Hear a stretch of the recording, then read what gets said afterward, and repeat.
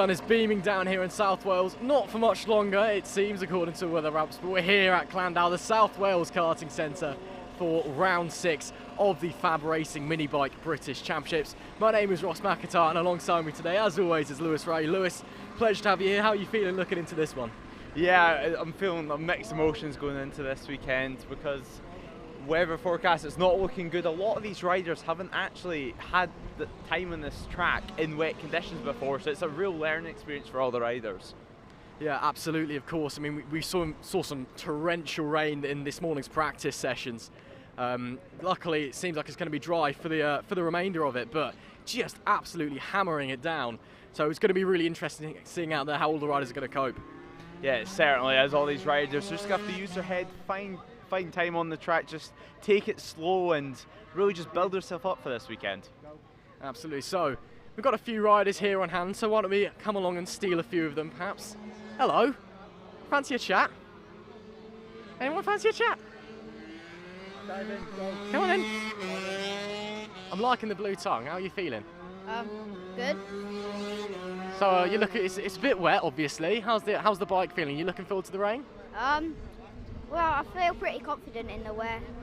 And we've just been having some issues with like bikes moving around. And well, I mean, is this a circuit you enjoy? You know, it's pretty tough out there. Very bumpy coming into the back section of the track as well. Well, it's a good track. But the last time I came here, I broke my arm. But that's not stopping me to winning.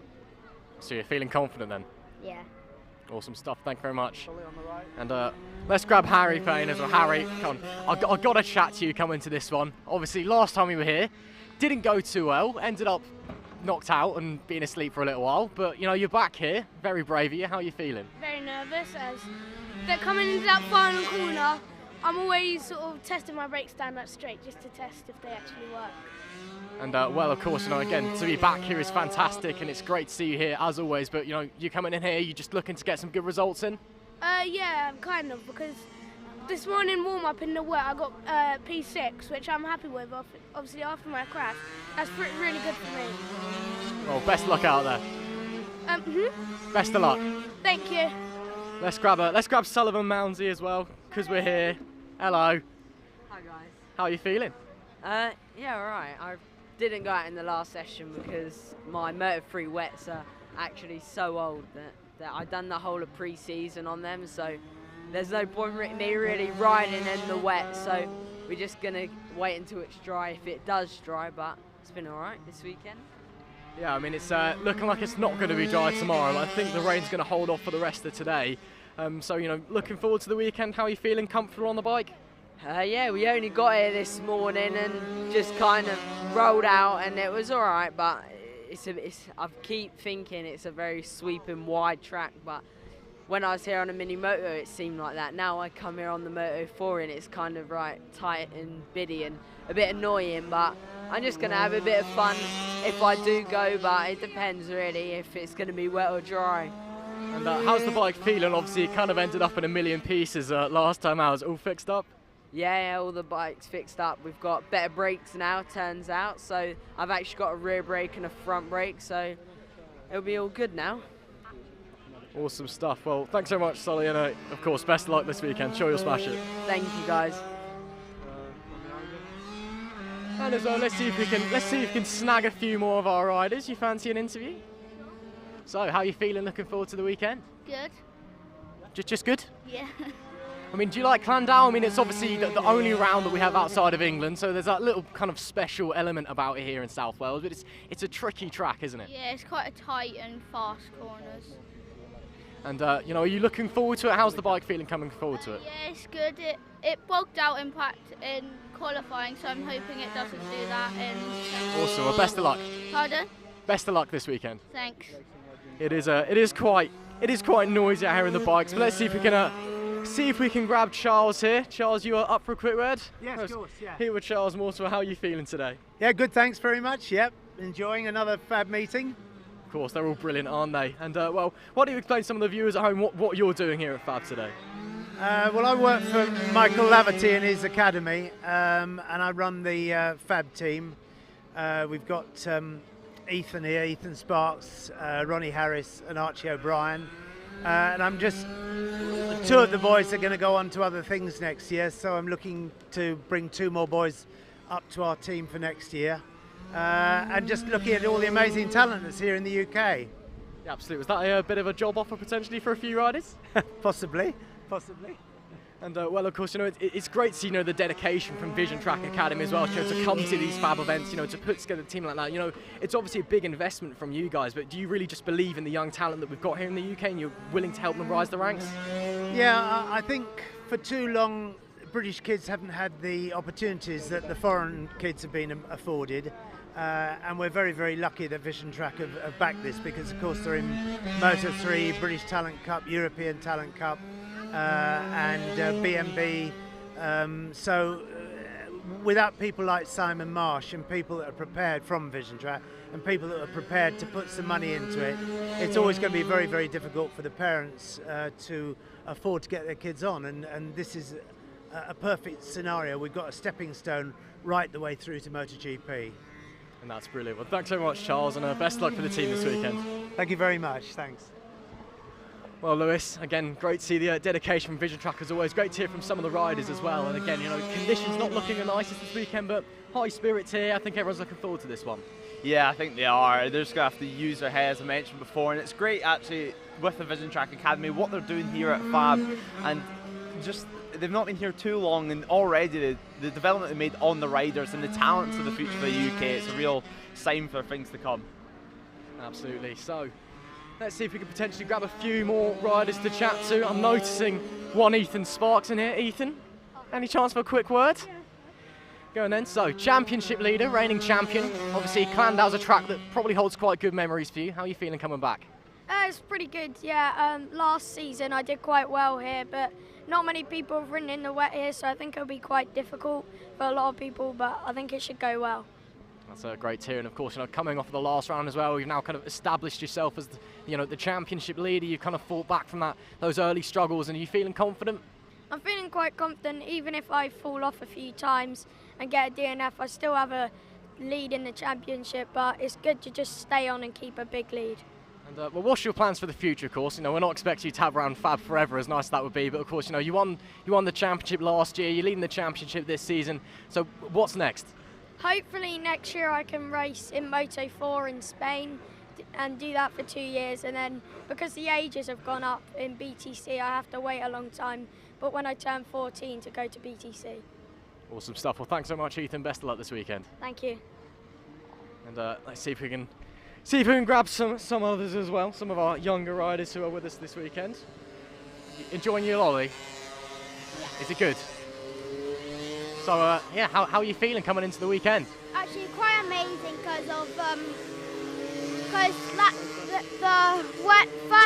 session of the pros I was second. Then now in the quali, I've gone down to fourth. Well, fourth is still pretty good, to be fair. That's plenty of opportunities here at Llandow, lots of overtaking zones. And, just speaking to some of the other riders, they're saying not a lot of people have been around here in the wet. So is that something you may be a little bit nervous about? No, because I talked to the one that owns the track. He said, oh, it's not slippy in the wet. So I'm quite in forward for the wet now. Well, we've got 2 races to look forward to in the soaking rain on Sunday. And well, what do you think you can achieve here? You looking for wins, podiums, just finish the race, get some track time? Probably get in the podium and hopefully get a win. Well, that'd be pretty awesome if you did. Have some fun this weekend, and yeah, good luck. Thanks. And yeah, Lewis, again, great to hear from a whole range of riders there, some of the team bosses as well that we have here at FAB-Racing. And again, spirits high looking into the weekend, even with the rain holding off now, we've seen for the rest of today. It's great to see everyone having a good weekend as always. Yeah, it is, and you hear from some of the riders there, they're not scared at all of what's up for them this weekend. They're so brave, and we're going to see that in the race. And like usual, I'm expecting some great racing. Llandow, whenever we're here for round 2, it produced some excellent racing. We've seen almost Moto 3 style races in some of the classes, so I assume that we're going to see much the same this weekend. Yeah, absolutely. And I mean, of course, it's one thing to know as well, this is going to be the 3rd weekend in a row, the 3rd round at FAB in a row that we had that is going to be in the wet. Of course, last time at Will to Mill, pretty torrential rain coming down early Sunday morning, and then as well at Clay Pigeon there was a bit of rain coming down, so bit of a wet streak despite all the heat we've been having here in the UK. It's seemingly we turn up and it rains, so something going on there. But again, it's experience in the wet for these young riders, which is fantastic, because at the end of the day, FAB, it's about starting your career and progressing and developing your talents as a rider, and it's great to see these guys getting all the opportunity that they do. Yeah, it certainly is, and every single round, every single race actually for these guys is a real learning experience. But yeah, I think we're going to see, well, we're really going to see where the talented riders are today and who can really take to the conditions the best at a circuit that many of them, as you mentioned, haven't raced in the rain. Why don't I hand over to you so you can speak to a few people, eh? Yeah, right, so let's have a little word here to Philip Sorowiak. Philip, can I have a quick chat? Yeah. So, of course, you're racing in the Extreme 200s this weekend, and it's the second time that we've been at Llandow this year. Obviously, at round 2, you were pretty fast. You were really impressive. Are you looking to do much the same this weekend? Hopefully. It would be nice to have some battles with maybe Evan Belford and Sullivan Mountsey if the weather kind of changes a little bit, because in the wet right now, it's my first time here in the wet, so I'm getting used to it. And on the KTM, it takes so long to change the tyres. It's really annoying. And how have you found the conditions so far this morning in the wet? I've done like 3 laps, but it feels pretty alright. It doesn't feel too bad. The top section down at the right-hander over there, it has a bit of patchy tarmac, so it does get a bit slippery, but other than that, it's alright, yeah. And obviously you've been racing the British Talent Cup this year. How's your season went so far? Why don't you tell everyone at home? My season's been alright. We're still finding the right setup, as it's been pretty difficult. But at Silverstone, I got top 15 from 25th on the grid. I was really happy with that. And maybe I can fight for the top 15 in the next couple of rounds. And what's your end goal for the British Talent Cup this year? Where do you want to finish in the championship, or is it just right now getting as much experience as you can on the bike? Yeah, I don't really care about the championship too much. I mostly care about the results that I get towards the end of the season, because now we're trying to just do things with the suspension and the setup, and it feels better than it did at the start. So right now we're just hoping for top 15s. And here at FAB, are you aiming for anything? Do you want to win the championship this year in the Extreme 200s, or what's your plan here at FAB? Yeah, I'm aiming to win the championship, as I've only missed 1 round, so I have quite a big lead, and mostly in races it's to try and get a top 3 or a top 2, something like that. Well, best of luck for this weekend and the rest of the season. Thank you. So let's have a quick word here to Bill Harris. Bill, can I have a quick word? So Bill, of course, Ronnie's younger brother, racing in the 50s this year. How have you found the Mini GP 50? Yeah, it's going alright. I got a podium at Clay Pigeon. And how have you found wet conditions so far this year? Because obviously this is going to be the 3rd race weekend in a row really that's going to be wet. I don't really mind the wet that much. I do alright in the wet. So I'm not too upset that it's wet. I don't mind if it's dry or wet. And Ronnie racing in the 70s, your older brother, has he give you any advice this year, any tips? Yeah, he's given me quite a bit of advice. What sort of advice has he gave you? He's just given me tips into corners that I'm not doing correctly and stuff like that. And how do you find Llandow as a circuit? Is it a circuit you enjoy? Yeah, I really like this circuit. What's that you like about this track? I like all the flowing corners and the long straights and stuff. And what's your aim for this weekend here at Llandow? We're coming to the closing stages of the season. Are you looking at a championship now, or is it still just try and get the best result as possible on track? Just trying to get podiums really, getting the best result I can. Well, good luck this weekend, Bill. We wish you all the best. Thank you. And just next to Bill, we have Henry McCartney. Henry, how are you feeling going into this weekend? Well, it's been raining quite a lot and I'm really confident since Clay Pigeon, so I feel like I can get the podium or maybe even the win. Yeah, you go quite well in the wet. Obviously, some riders aren't here this weekend. Marco Holt, who's in Spain racing. So is that maybe the opportunity for you to grasp and just get a better result maybe because he isn't here? Yeah, Marco Holt is is very fast rider and he's a good rider to battle with. But without him here, it's going to be quite a lot easier to get a top position. So yeah. And you and Mark Holt, you're good friends off track. Mark Holt is quite an interesting name on TikTok. Is there anything you can tell us about that? I don't really know, to be honest. Just a joke. Yeah, just jokes. Well, what's your plan for this weekend? Is it just go out there, have fun, or is it, as you mentioned, just focus on trying to get that race win? Well, if it starts raining, then I think I got the luck with me. But also, if it's dry, I think I'm going to have quite a good race with Ethan Sparks and Ronnie Harris. And at round 2, in the Mini GP 70s, it was such close racing between all of you. It was almost like a Moto3 race. What was it like to be on the bike whenever it's racing that close? Well, it's just, you don't really set your mind to anything, you just set your mind straight ahead. And there's the adrenaline, it makes you just feel really focused. And finally, Henry, you mentioned that you've been going well on the wet this year. What do you think it is that's gave you that pace and gave you that confidence in the wet? I think because I've never really rode in the wet and I don't really know the limits, so just trying to find out the limits, go as fast as I can, and then one day I will find out the limits. Well, thanks for talking to us, and we wish you luck for this weekend. Thank you. And Ross, why don't you come back over here? And yeah, all the riders right now, mixed feelings in the paddock, I think, and each rider that's taken this weekend completely differently. Yeah, absolutely. I mean, you've got to approach every race weekend as a fresh start. Obviously, you know, different track, different conditions. You may not have been here before, you may not have ridden it in the wet before. So you kind of got to go in and see what happens. And of course, Llandow, you know, we come here quite a lot. It's kind of almost the FAB-Racing track almost. It's the second time we're visiting this season, of course. So many of the riders are very familiar with it, but of course very sunny when we came last time, and it hasn't rained here in a fair while when we've been visiting. So, and it is tricky in the way. It's not too slippery in the wet, but there's lots of bumps and potholes and just joins in the track, and it makes it very, very tricky, especially down the far end of the circuit. So it's going to be tricky out there, I think. So it's going to be interesting, but you know, mixed spirits. I think once the racing starts, though, we heads down. Yeah, and obviously this weekend there's quite a lot of drama before the weekend even has started, to be honest, because in the Mini F1 sidecars, Mick Williams, our championship leader, by 74 points, I believe.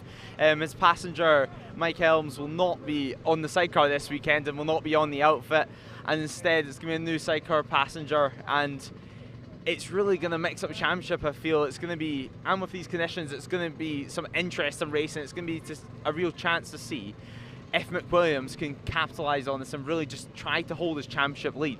Yeah, absolutely, of course. Mike Helms is he's off having a baby at the moment, so congratulations to Mike and his family. But, you know, when you're on a sidecar, you know, the relationship that you have with the passengers is so important. You've really got to know each other and how each other work, like the back of your hand. It's almost like, you know, having an extra limb on you or something. It's just, they're so vital. And, you know, even with someone experienced in the passenger, if you've not been on the bike with them before, you're going to struggle the first time out. And, you know, with the wet as well, we know that Mick Williams, he's not the biggest fan of when it rains. You know, the bike doesn't quite work as well as it does in the dry. So it's going to be interesting to see, you know, knowing that outfit, I think they'll do absolutely fine. And I think they'll still be competitive. Will they be as competitive as they usually are? I'm not sure. We'll have to see, especially come Sunday when it's raining. But yeah, you know, I think we've got to wish them the best luck anyway. It's a tough ask, you know, jumping on the bike with a completely new person there. So we'll have to wait and see. Yep, and confidence in all these riders. There's really mixed emotions this weekend, but everyone's feeling great, everyone's feeling good, everyone's looking forward to 2 great days of racing. So let's hear from a couple more riders and some interviews that we've done just earlier, and well, we'll see you out on track. So Finlay, Paul Hill, we're here. It's the start of the weekend. How are you feeling going into here at Llandow for the second time? Well, it's been brilliant. I've topped all the mini moto sessions and third in most of the 50 sessions, so it's gone a lot better than recent, and there's hope to carry on. And obviously you're racing in 2 classes. What is your main aim for this weekend? Is it the Metro Kit or is it the Mini Moto? A bit of both. Just win the mini moto races and get a podium in the 50s. And with the Metro Kit 50, how have you felt that you've developed and how have you felt that you've adapted to the bike this year? Well, it's quite hard to adapt to it because it's a big bike coming from a little bike, so you have to get used to all the gearing and stuff. There's lots to go with it, and yeah, just trying to get the riding style right at the minute, and other than that, I was good. And obviously you had an injury earlier on in the season, having to miss a round for it. How is your arm doing? Oh, it's a bit weak still, but I can just about ride. And do you notice your arm when you're riding the likes of the Mini GP50 still? A little bit, mainly like tucking in just because it hurts when I bend it a lot. But other than that, it feels alright, like corners and braking and stuff. And with weather looking to be wet again this weekend, are you excited for that, or is it something that you're almost dreading? Well, I'm mainly dreading, but I've never ridden around here in the wet, so I don't really know what the grip levels are. And Llandow is a circuit. Is it a track that you usually like going around? Is it a track that suits your riding style? Yeah, it suits my riding style a lot because I'm on the LC. It's a lot easier to get down the straights and stuff, and it's a lot easier to like overtake the pro bikes as they've not got the same amount of speed. So I quite like this track. And obviously you're racing in 2 classes this weekend. Is it something that takes a couple laps to get used to, just get your mind in a different mindset for being on a mini moto to a metric kit? Yeah, it's very different, especially because the Mini's a lot faster than the 50. It's just smaller and bigger. They don't work well together, I find. Well, good luck this weekend, Finlay, and we wish you all the best. Thank you very much. So look, it's round 6 now here at FAB. We're back here at Llandow. How are you feeling going to Llandow with it being the second time this year? Yeah, I mean, the first time we had a bit of bike trouble. The suspension wasn't quite set up right, and I crashed twice on the same corner. It completely knocked my confidence, and we had a bit of engine trouble as well because the gearbox went tight. So we didn't have the best time, but this weekend now I've had Clay and Wilton just to get my confidence back. I think I can win this weekend, so good. And well, you're obviously racing in the 50s and the 70s. What's your main aim for this weekend? What class are you focusing on? I think I'm focused on the 50 because I'm leading the championship. But on the 70, the last 2 races I got podiums, and earlier on I was second to Ethan, and he didn't pull away much. So I feel pretty confident on both bikes, but I think the 50 is our main priority. Yeah.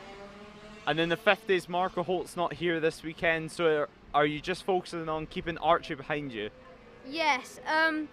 It's a shame that Mark is not here. He's got a Moto 5 race in Spain, but I'm 6 points ahead of Marco, and I think 20 in front of Archie. So if I can just get a few more points than Archie, I think I have a good chance at the championship. So it's really good. Yeah. And obviously the sun's out right now, so last 3 rounds, well, last 2 rounds it's been raining. It looks like it's going to do the same this weekend. Would you rather it staying dry, or do you not mind the wet? I mean, at Clay I won by 8 seconds in the rain, and then at Wilton I won by 16 seconds. So I think if it's dry, I think I can win, but if it's wet, then I am not complaining. So I think we're going to have a good chance this weekend. Well, good luck this weekend, Luke, and I wish you all the best. Okay, thank you very much. So I'm here with Oliver Hall in the AC40 Pro, last year's Rookies Champion. How are you feeling towards this weekend, Oliver? It's been better. I'm struggling on the new Pro bike, feeling it tough, but we've done another setup, so it made me do a 55.2, so it's a good result. And what's been the biggest change that you've made on your bike? Probably the gearing, but basically now I'm going actually slamming on the brakes, not going like that. So then I can go into corners faster, and then just makes it easier. And well, moving up to the pros this year, what has been the biggest thing that you've learned from moving up from the rookies to the pros? It's a much faster bike on the straight, but I like it. It's a good feeling. And talking about faster bikes, multiple times this year you have tested the Metrikit Mini GP50. How have you found that experience on such a bigger bike and such a more powerful bike? It's fun, but I do like the Metrikit because it's much faster, and I'm competing I've got to try like more harder on that, because then you've got to get all the gears right and stuff. And then I mastered that, so now we just, when we do go back on it, we need to just try and get a good result in the timing. And what's the biggest difference that you felt from going from a mini moto to that mini GP50? I actually liked it. It's a difference because it has clutch and gears and it's much bigger, but I like it, to be honest. And Llandow, it holds quite some happy memories for you. This is obviously where you won the championship last year. So heading into this weekend, how are you feeling and what are you aiming for? I'm feeling very confident and I'm aiming for a podium, because if I get a podium I can go on the Metro kit to race it. But even if I do get a podium, it's good to get podiums, so it's fun. Well, let's hope you get that podium and good luck for this weekend. Thank you. So I'm here with Sam Gardner, and Sam, you've had a season of up and downs. How have you personally felt that it's went? I feel good about most of the podiums and how I'm standing in the championship currently, but the lows have been quite a difficult time to feel the confidence to get back on the bike, really. And this year it's been a massive learning curve for you. Like, what would you say personally has been the biggest learning curve for this season? Probably harder braking and corner speed. And, well, you're, as you mentioned, quite a good position in the championship at the moment. Do you feel any pressure from that, or how are you approaching it now that we're at round 6 and getting towards the end of the season? I feel confident and nervous because I'm not very far in front of third place in the championship, but I don't know if I'm going to pull that gap or they're going to close it down to me and overtake me. But either way, I just hope I get a good spot in the championship, really. And with a chance of rain this weekend, how are you feeling towards rain? Are you a wet weather rider or do you not like it? Well, I'm sort of a dry and wet, but I know that this track's quite grippy usually in the wet, so I think I'm quite confident here in the wet. And with it being the second time that we've went to Llandow this year, are you approaching the weekend slightly differently with you maybe not having to learn the track all over again? Well, I've just got used to the bike again really, but I've been pushing a lot of my markers from last time round, so I think it's going to be better than last time. Well, I wish you luck for this weekend, Sam. All the best. Thank you. So we're here in Llandow. It's the second time that we're at the circuit this year, and it's one that's going to bring up new challenges for riders because it's meant to be wet once again this weekend, and many of these riders actually haven't been able to adapt to this circuit in wet conditions. And actually, riders just come past right now. Jay, come here, have a little word, have a chat with us. Hello. So we're here at Llandow for the second time this year. How do you change your thinking going into the weekend of it being the second time in the same year that you're at the circuit? Well, I've got to change it altogether because I'm with a new team this weekend, so it's completely new. But it's been a really good day today on the new bike. Hopefully it stays dry tomorrow so we can get a bit more time on the new bike. And well, why don't you tell everyone at home, why have you got on the bike for this weekend, midway point for the season? It just wasn't working with the side motor, unfortunately. I really appreciated the chance to give me a ride their bike, but I said I was well off my own personal best, let alone near the front. So luckily CW have all been at the top of the field recently, offered me a bike, so I took that opportunity and it's gone really well today on the first day. And this season, it's been a season of quite a few up and downs, I think you can say yourself. How are you feeling physically and how is your injuries? Because you've had quite a few crashes this year. Yeah, Clay Pigeon, we were still not perfect, but we got some good results on the moto team.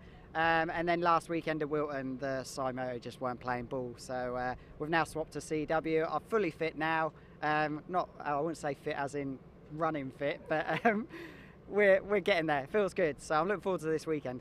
And you're racing in 2 classes this weekend. What is your main objective? Like, what's your main class that you're focusing on? Is it the motor team or is it the pit bikes? Pit bikes is always my bread and butter, but we're leading the championship in the standard moto team at the moment, so we're going to try and increase that lead this weekend. But we want to get some good results in the pit bikes. It'd be nice to get back in the top 5 again, and I'd like to push in the podium. If it rains, I think we've got a chance. Yeah, and of course you mentioned the rain. Are you looking forward to it if it starts pouring it down tomorrow here at Llandow? Yeah, Llandow's very grippy in the wet, so I'm looking forward, if we do get some wet weather, that we can go pretty well in the wet. We have done previously here, so I'm hoping I can do it again. Well, good luck this weekend. We all wish you the best. Thank you very much. That was Jay King, of course, Pit Bike Sonic on YouTube. Go check him out. But yeah, we're just walking through the paddock. It's quite a quiet paddock tonight. It's slightly windy, and I think everyone's just preparing themselves for the weekend, getting their mind into gear, really. So we're just going to speak to a few riders now. And hi, can we have a chat? Yeah? So, Cameron, so how are you feeling going into this weekend? I'm feeling good. Can't get any worse than Wilton. And why don't you tell me at home what happened at Wilton? I just had everything that could go wrong go wrong. I got a new engine, excited for, and I spent the entire weekend bedding it in. And so is it full attack mode this weekend after such a disappointing last round? Yeah, I got 7th and 11th in the 2 practices in the 140. So I'm hoping, because we came here earlier in the year, and I got 7th, 6th. I'm trying to recreate that. And is it a circuit you like then with the good results that you've had previously this year? Yeah, I've been coming here a few years, so I know the track, probably my best track. It's a bit bumpy in some places, but they've tried to patch it and stuff, so it's a little bit slippy, but it's a little bit not as bumpy. So have you, with your experience on this track, have you ever rode it in the wet before? Because I've heard from quite a few riders that they've never had this track in the wet. Yeah. A few years ago now, 2016, I won here in the wet, and it's been maybe 2-3 years in the wet. Not too many, but you know, like earlier it was a little bit of a little sparkle of wet, but the track didn't change at all. So, I mean, not really, but yeah, quite a bit of experience. So, with your experience in the wettest track, is it quite a grippy track in the wet, or is it similar to Wilton where it's very, very slippy? I find it really grippy, but I do not trust. They've like patched the track with this like rubbery material. I do not trust that at all. Yeah. So, do you think that will affect your confidence slightly if it starts raining this weekend with you knowing that them patches are there? I want to say yeah, but then you go on a track walk and it feels fine. But then you just see it and it's like really shiny as well. So you just sort of look at it and it's in your mind, isn't it? Well, I wish you luck for this weekend. Thank you. Well, that was Cameron Sewell racing in the pit bike class. There's quite a few pit bike riders around this side of the paddock right now, but it's quite a dark paddock at the moment. We're just waiting to try and find a couple more people to talk to, and we're going to speak to a couple more riders. Holly Harris, of course, racing in the British Talent Cup. Sorry, it's Holly, but how are you feeling going into this weekend? Yeah, not bad. It's all right. Having a bit of fun today in practice, and hope to push on tomorrow. And obviously you're racing the British Talent Cup. How's your season went so far racing with the FHO squad? Yeah, I love being with FHO. They're really good. The support is amazing. The help that they do for me is really good, and it just gives me a confidence really for the year. Yeah, it's been a good year so far. And the FHO squad, what's been the main thing that they've taught you this year and helped you with it obviously being such a supportive team? It's just taken a lot of pressure off, and that's been a lot better to go out with like less pressure, not putting as much pressure on myself, and just being more relaxed about everything and know that I've got support behind me. So it's just, they've been really helpful to me. And obviously here at FAB you're racing in the senior mini moto class, racing with a lot of older riders. How do you go towards that? How do you focus towards that, and having to race with a lot bigger and heavier riders? I find it great. I get on well with all of the senior minis. All the people out there are really funny people, and they're really good friends. So it is like riding with a bunch of good mates. Really, it's just enjoyable to be with everyone. They're all great. So at FAB, is it just more fun, or is it just getting a bit more track time on a bike on a track and getting your mind up to speed? It's a bit of both, really. It is good fun. It's just playing about in the minis, no pressure, no stress. It is great fun. Like, I have bike problems, but it's not so stressful. They're usually easier and cheaper fixes. But also it is good to get the track time and just be on any bike, because that's really helpful for even just the Moto3 being on a mini moto. And have you got any aims going into this weekend, or is it just go out there and have fun? Go out, have fun, and try and get a podium, because I'm a bit down on points. Well, good luck this weekend, Holly. I wish you all the best here at FAB and in British Talent Cup. Thank you. Well, that was Holly Harris, and we're going to keep walking about the paddock, try and find a couple more people. Spots of rain are actually dropping now, which seems to be signs of what's more to come this weekend. That is rain, so we're just trying to find a couple more riders to speak to in this paddock. And yeah, so we're just going to walk to this part. There's quite a few senior mini motor riders actually around here, so hopefully we can bump into one of them. Of course, FAB being a championship of people of all ages for us to be able to talk to. So, and now Reese Gentry actually racing in the senior mini moto class. Reese, second time here at Llandow this year. How are you feeling towards this? Yeah, I feel good. I feel strong. Fifth, I think best result was today. Feel good. Me and the old man. Mechanical issues out of the way, so hopefully smooth sailing the rest of the weekend will be ideal. Yeah, looking forward to it. To be fair, it's a good track. To be fair, nice rain on and off today, but hopefully for a dry race tomorrow in the afternoon and that. But yeah, looking forward to it. Feel good. Feel strong. And obviously you're racing the senior mini moto class, and watching it, it's a class that is just crazy to watch. Just racing all the way down the field, and it's such hard racing. What's it like being on one of them bikes? It's so hard to explain. You can't see what you're riding, but you can get so close behind someone that you wheel to wheel are touching. You got to get out there, try it, and just be on one. It's nothing like anything else. Nothing. Absolutely nothing. But it's good crack. Everyone's friendly, like so. We always welcome everyone. But yeah, it's good racing. Really good racing. Really tight racing. But they'll see it on YouTube and that anyway. So he's banging. Yeah, we love it. Love it. And have you got any aims for this weekend? Have you got any objectives? Maybe a podium, or is it just getting points at this stage? I want to say podium, but whether or not I get it is a long shot. Good points would be nice. Top 5, I think, would be. I'll be happy. Top 5. Keep qualify top 5 and then finish on top 5. Yeah, good points. I think that'd be ideal. That's where I'm going to go for, top 5. So that's what I'm going to aim for anyway.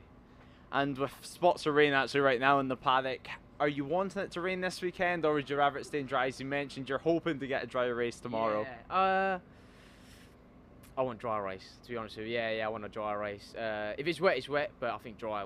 I think I prefer dry, to be honest with you. Yeah. I think wet would. I mean, wet makes it good show. I mean, it's completely random who's going to win it, who's going to become where. So it'll be good either way. I think it'll be tight. I think top 5 will be definitely top, really tight in that. But yeah, either way, I think it'll be good. I reckon. But me personally, dry. And with you being such a tall rider on such a small bike, how difficult is it to get tucked in and get round the corners on these mini motos? It's not too bad. Especially on the long straight and that, you got a bit of breather, so you can let your arms and legs breathe a little bit. It is tight, but you do the little tweaks to the bike to make it as comfortable as possible. But at the end of the day, it's still a tiny little bike, so it does take its toll after the weekend. You feel it on your joints and that, but at the end of it, it's all right. Yeah, it's not too bad. You can get around it. And what sort of tweaks would you make on the mini moto to help a bigger rider? So like on now, if you look around to our ones, or these ones here, you got like the double foot pegs, wider bars, seat unit you can kind of make longer or shorter. Anyway, like you can make it to the picture the seat unit's higher, so you're more on the front end.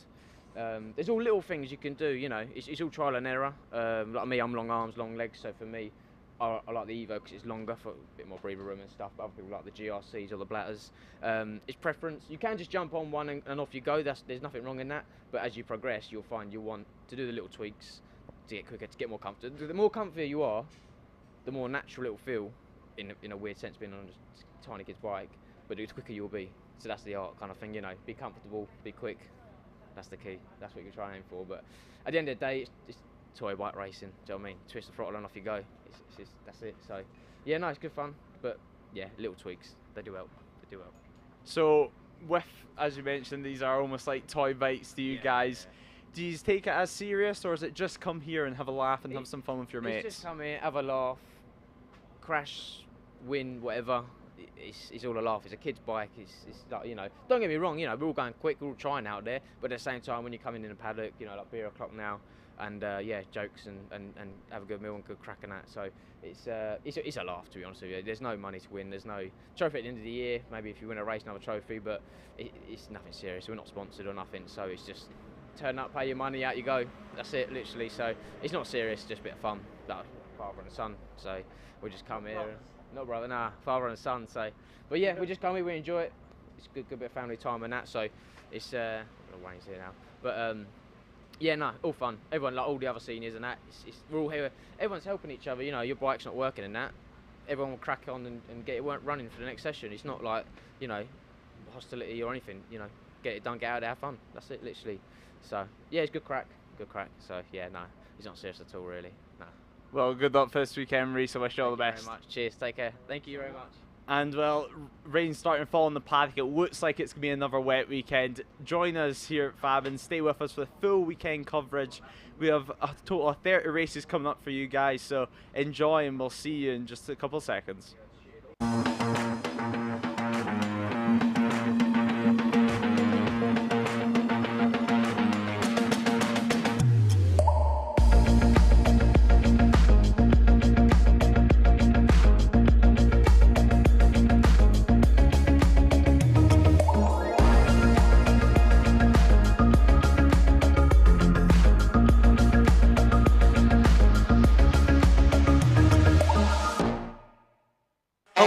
Welcome to Llandow for the 6th round of the FAB-Racing British Minibike Championship. My name is Lewis Ray, and alongside me this weekend is Ross McIntyre. The sun is out once again. It's the Sunday. There's 20 races coming up in today's lineup. So we've already had 10 races this weekend, Ross, and what a great lineup. We had just a lot of action, a lot of drama, and surprisingly good conditions. Oh, yeah. I mean, it was looking like coming into this weekend it was going to be wet.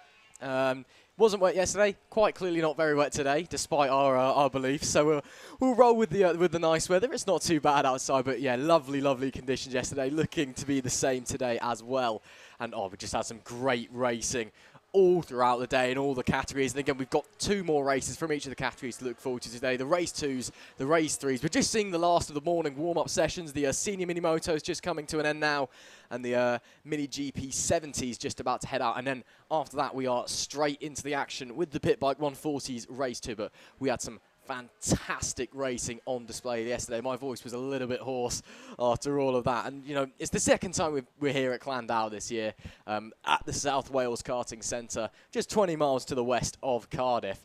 And every time we come here, it always puts on a display. You know, the riders really love this track, and the bikes just, they just work here. You know, somehow this place just produces magic. Yeah, it certainly does. Every single time we're here, as you said, it produces great racing. It's just one of those tracks that for whatever reason it attracts good racing. Most of these corners and some of these bikes are taken in 3rd, 4th gear, so it's quite a fast track for these riders, and it's so technical for them.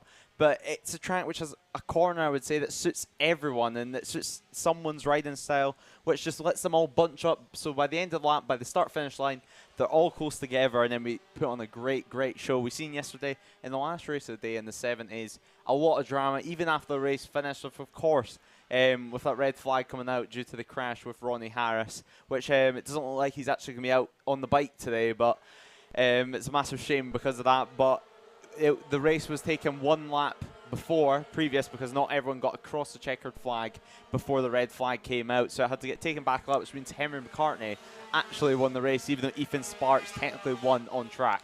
Yeah, it was a very confusing situation, of course. Ronnie Harris with quite a scary crash. We're seeing some dogs in the paddock there. But yeah, obviously it's great to hear that Ronnie is okay, but he won't be coming back out this weekend, which obviously not only a massive shame, but big championship implications as well, which I'm sure we'll come on to later.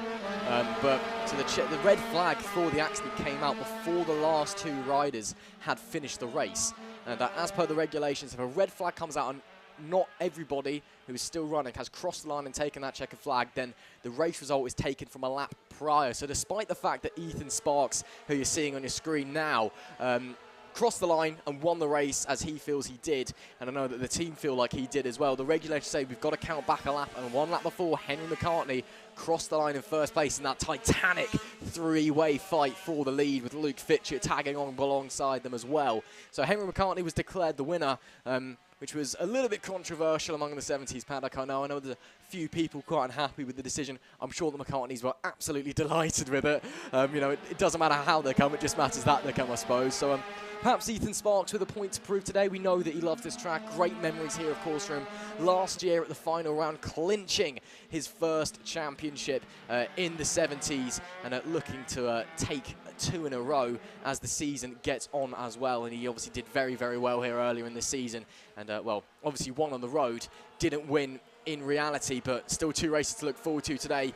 and he's looking very, very fast, very, very comfortable on that Vision Track Academy bike.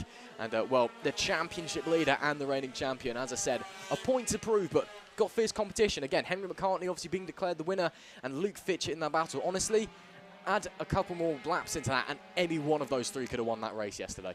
Yeah, they certainly could have. Right now, we're just getting underway in the final warm-up session before we can get into the race twos for the weekend. But yeah, as you mentioned, Luke Fitchett, he was right on the back of that first two, and it looked like if there was a couple more laps, he would have been properly in there, being able to make moves and just defend for his life. But Luke Fitchett in the 50s also yesterday, so fast. Of course, there's no Marco Holt this weekend as he's in Spain doing the Moto4 Championship. He's doing well out there, and it's great seeing UK representatives heading over there and being fast straight away. So no Marco Holt, but in the 50s, it was still a great race. Luke Fitchett looked so strong.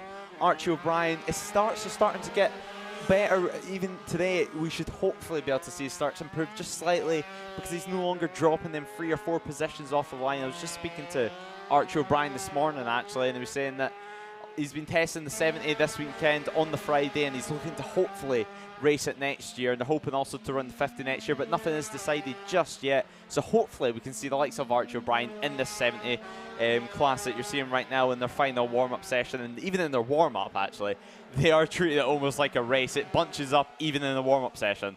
Absolutely. I mean, these guys, it's you know, this is the final stage of FAB Racing, of junior riding, before you go on to series like the British Talent Cup, which of course FAB Racing is responsible for over 60% of the riders on that grid.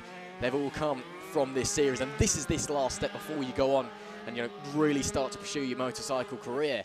Actually a bit of a crowd forming along the road down the Hanger Straight on the backstretch, so named after the old air base that used to be here, RAF Llandow, back in the Second World War.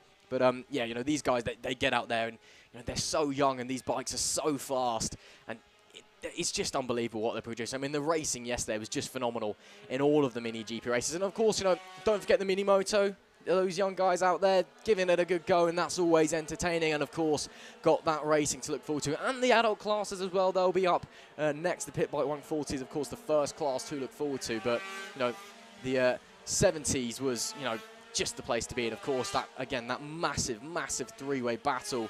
And then, of course, the controversial ending with Ronnie Harris's accident and the very late red flag.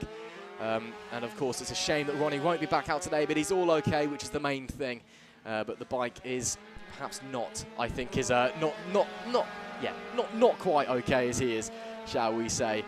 So, you know, the real question is what are we going to see today? Because I think everyone thought it was going to be raining today. You know, the weather forecasters, everyone went to bed last night. It was all saying tomorrow it's going to be wet all day. And we've got here, and well, the sun is shining. There is not a single rain cloud in sight. So I think everyone's a little bit confused. So it might have thrown a few people off here. And, you know, you're looking at the guys who are really quick in the dry, and you're looking at the guys who maybe didn't qualify as well as they would have liked to have done. And where is the opportunity to improve off of that? And suddenly it's not here. So a few people might be a bit disappointed to wake up and see a dry track. Yeah, they certainly will be. And Henry McCartney, I don't think, will be too happy to see that dry track. He was hoping for some wet racing this weekend, but he did win in the dry yesterday, so he has to be feeling confident.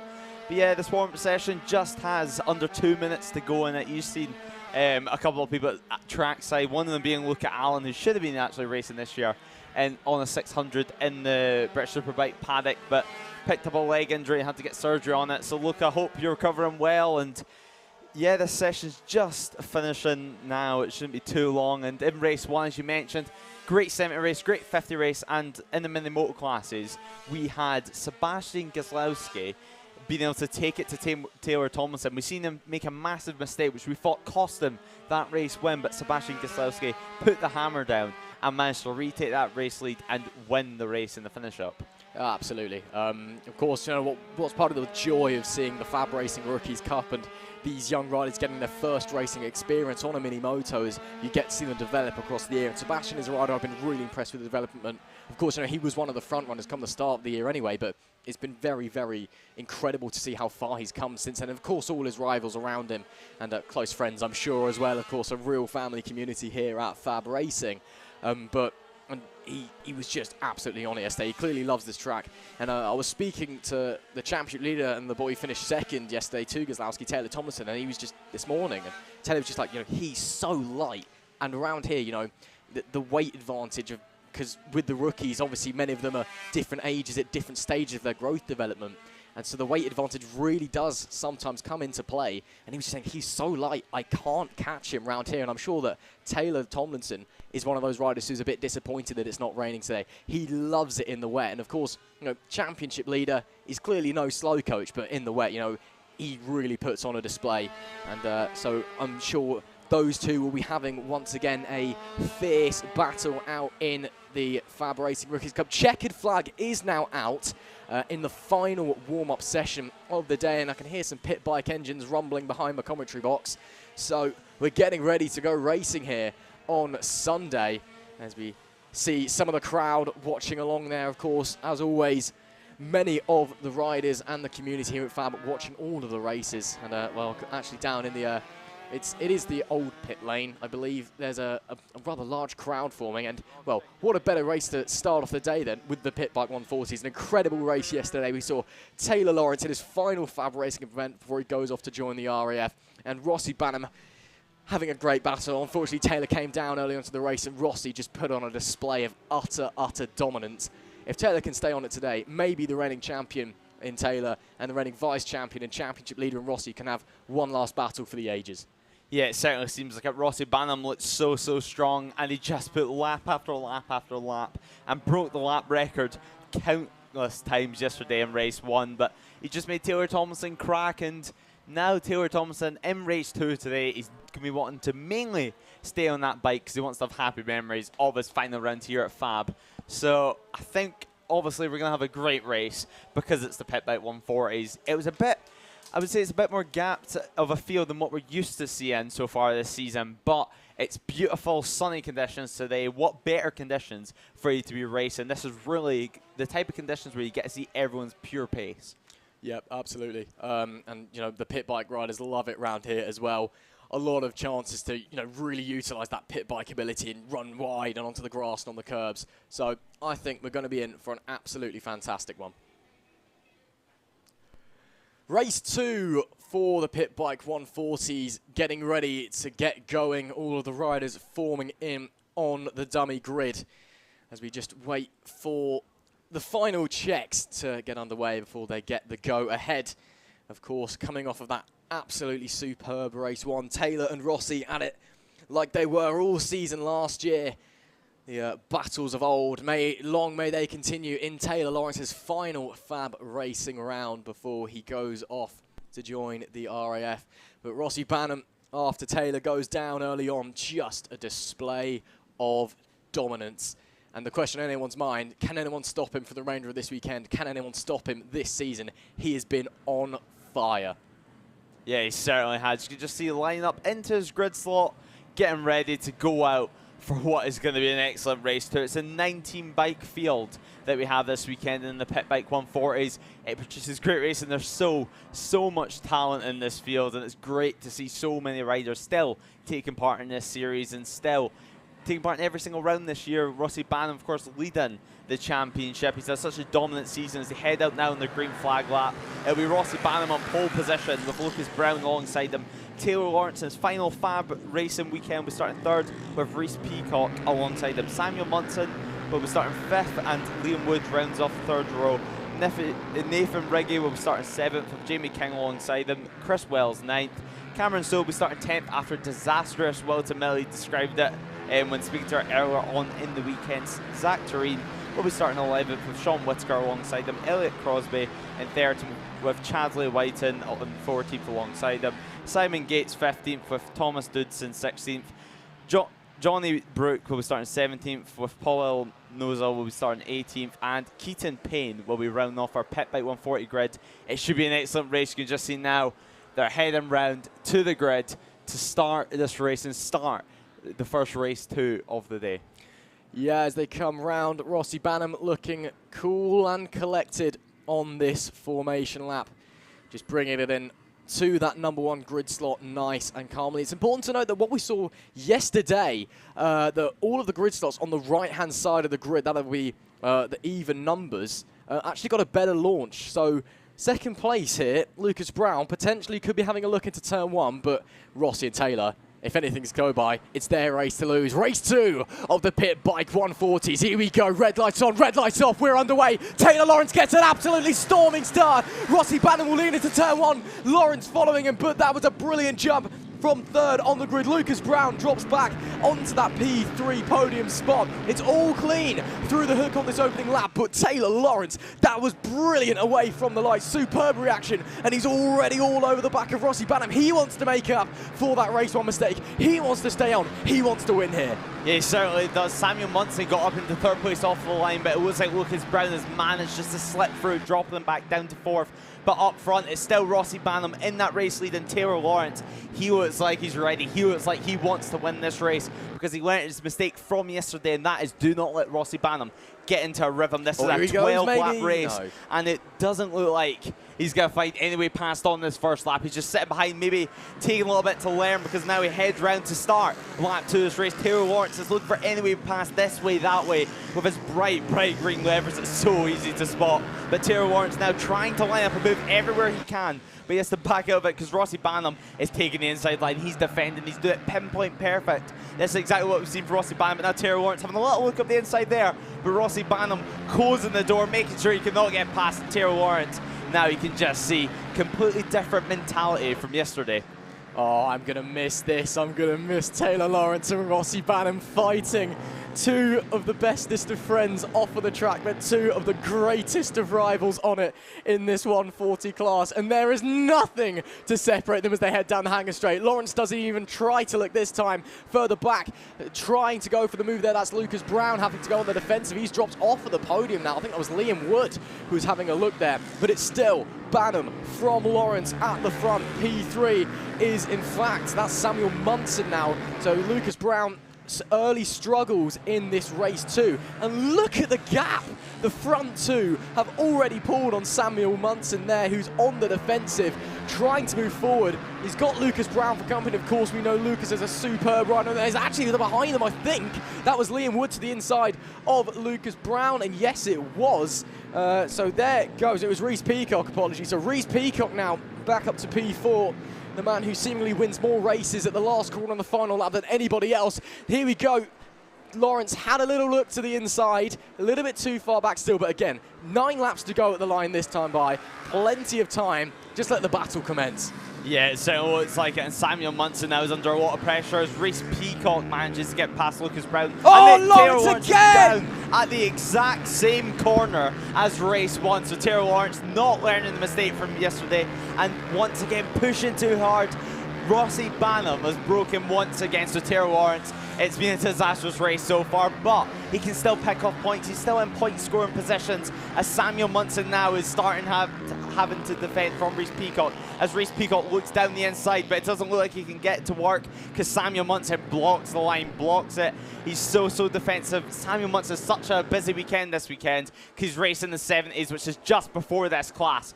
But inside line there from Samuel Munson, so Taylor Lawrence just behind this pack is looking to try and catch up to them because these guys are squabbling, these guys are fighting, and these guys are slowing each other down. As Rossi Bannon now has over a 3-second lead with 8 laps to go, but Reese Peacock now looking down the inside of Samuel Munson, but once again having to back out of it. Samuel Munson, he's so quick on the pit by 140.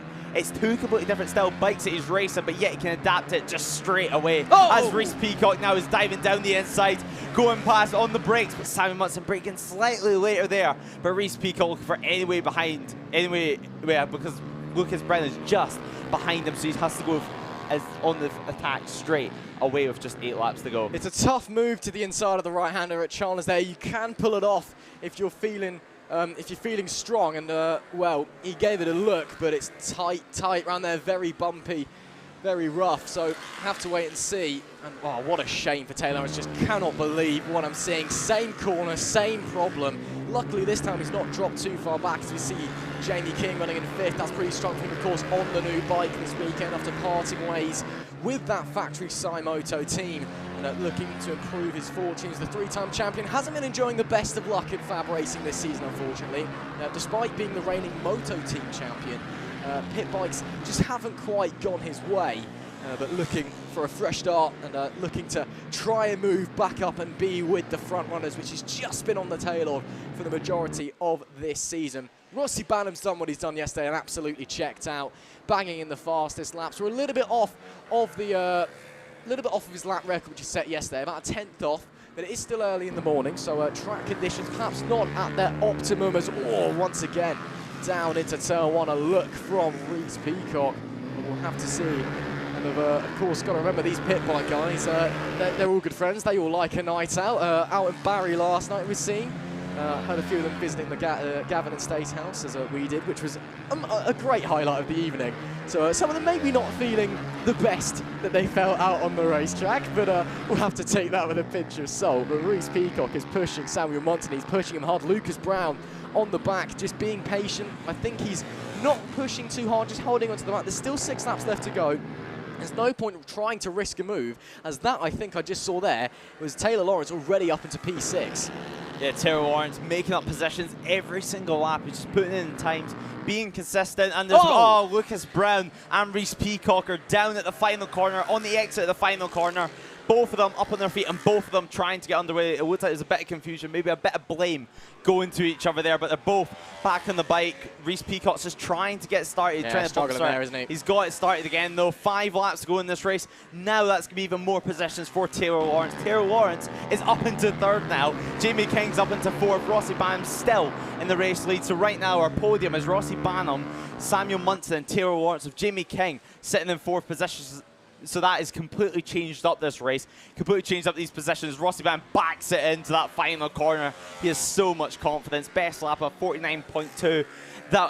That's such a good lap time. It's practically lap record pace if he didn't smash it yesterday into the 48. So fast from these guys as Samuel Munson comes across the line, managing just to make it out of that scrap that the other 2 riders went down in. So there they are there. Lucas Brown coming for your picture, going through the final corner, number 95 in a battle right now. Charlie Whiten having a battle further down the field for that 8th position. Yeah, so Taylor Lawrence already onto the podium, so his race is running a little bit better than it did yesterday. He managed to get on the bike a bit quicker, it would seem, but Rossi Banham once again just flying out there in the front.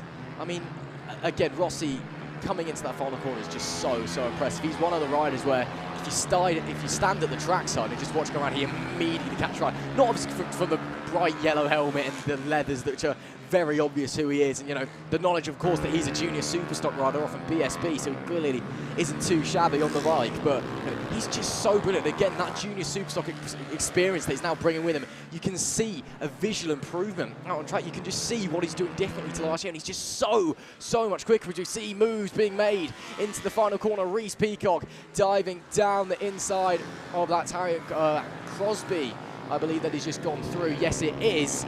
So Peacock trying to carve his way back through with 3 laps left to go. He's got a tall order if he wants to make it into that top 10. But Rossi Banham just on the brakes is so strong. And it's just such a joy to watch. I mean, he's such a nice guy as well. I mean, all of these pit bike guys are, but Rossi's he's such an exceptional talent on the motorcycle. Such a lovely bloke off the track. And it really is a joy to watch him go around. Yeah, it certainly is. Of course, racing in that Junior Superstock Championship, which the bikes really do like a back brake getting used. We've seen the likes of Rory Skinner be able to really use the rear brake. So maybe that's just helped him in this Pit Bike 140 class and brought on his skill and brought on his riding style. It's a very aggressive riding style as he goes over the exit curbs there, bouncing through it. But Rossi Banham almost elbow to the ground on these Pit Bike 140s, and he's just in a different class at the moment. And Taylor Lawrence is down once again. So 2 crashes in race 2. Race 1 had 1 crash, race 2 had 2 crashes. So hopefully race 3 will be far better for him as Rossi Banham now comes round the final corner to see the last lap flag. He'll start the last lap. He'll be feeling confident. Back markers are in his way by the end of this lap, but he will not care. He is winning by a far bigger margin that I was expecting going into this race. Samuel Munson just crosses the line now by 13.1 seconds behind Rossi Banham as Rossi Banham gets past some lap traffic like there's no tomorrow. But the fastest lap was, of course, set by Rossi Banham with a 49.1. Slightly off yesterday's pace, 2 tenths off yesterday's lap record pace, but he's looking so good. so strong and so much commitment on his bike. Coming through the final section now. One more corner to go after this back straight. He's getting tucked in, as tucked in as you can possibly get on these pit bike 140s. He comes around the final corner, backs it into the final corner, runs slightly wide, but he will not care. He is the race winner for race 2. It's Rossi Banham. Who else? A domination once again in race 2. First race of the day, elbow down to celebrate. He was absolutely delighted with that. Battles further down the field right now. Taylor Lawrence in the back of your picture, but there you have a move going on for the 34 bike. Going for the final corner. Jamie King looks like he missed the gear almost coming out that final corner, so across the line he goes. Drops a couple of positions. Actually, no, he stays in 4th position, so Jamie King can't be too disappointed with that. It's still a great, Dropping off great the podium, result. though. That's not ideal. Unfortunately, Liam Wood just squeezing by 6/10, separating them at the line as the rest of the riders bring it home at the end of race 2. Of course, they'll be back out later for their final race of the weekend, but once again, just a belter from Banham. Fantastic stuff. He takes another dominant victory here in the Pit Bike 140s, winning by 14.2 seconds, with Samuel Munson following him behind. Liam Wood just sneaking onto the podium. Jamie King is going to be disappointed with that 4th place. He was running very, very strongly. Chris Wells managed to bring it home in P5 with Nathan Riggy in 6th. Taylor Lawrence managed to get it back up to 7th after that second fall. Of course, we've all got our fingers crossed that his final race later goes okay, with Lucas Brown, Reese Peacock and Zach Torian rounding out your top 10. That concludes the second race of the Pit Bike 140s. Once again, a brilliant race, as it always is with these Pit Bike guys. They're just ferocious out on track. And do not be afraid. They will be back out for their race 3s a little bit later on. Hello, if you are just joining us here at the South Wales Karting Centre in Llandow, just 20 miles to the west of Cardiff. You're joining us for the Sunday of round 6 of the FAB-Racing Minibike British Championships. It's a glorious day. The winds are a little bit higher than we'd like, but at least it's not raining as we all thought it would. And it is a pleasure to bring you all of the action on the FAB-Racing and Motorsport radio channels. Coming up next, we will have race 2 of the AC40 Pro class. It was a very, very interesting race 1. And once again, we've seen quite a lot of drama in this class.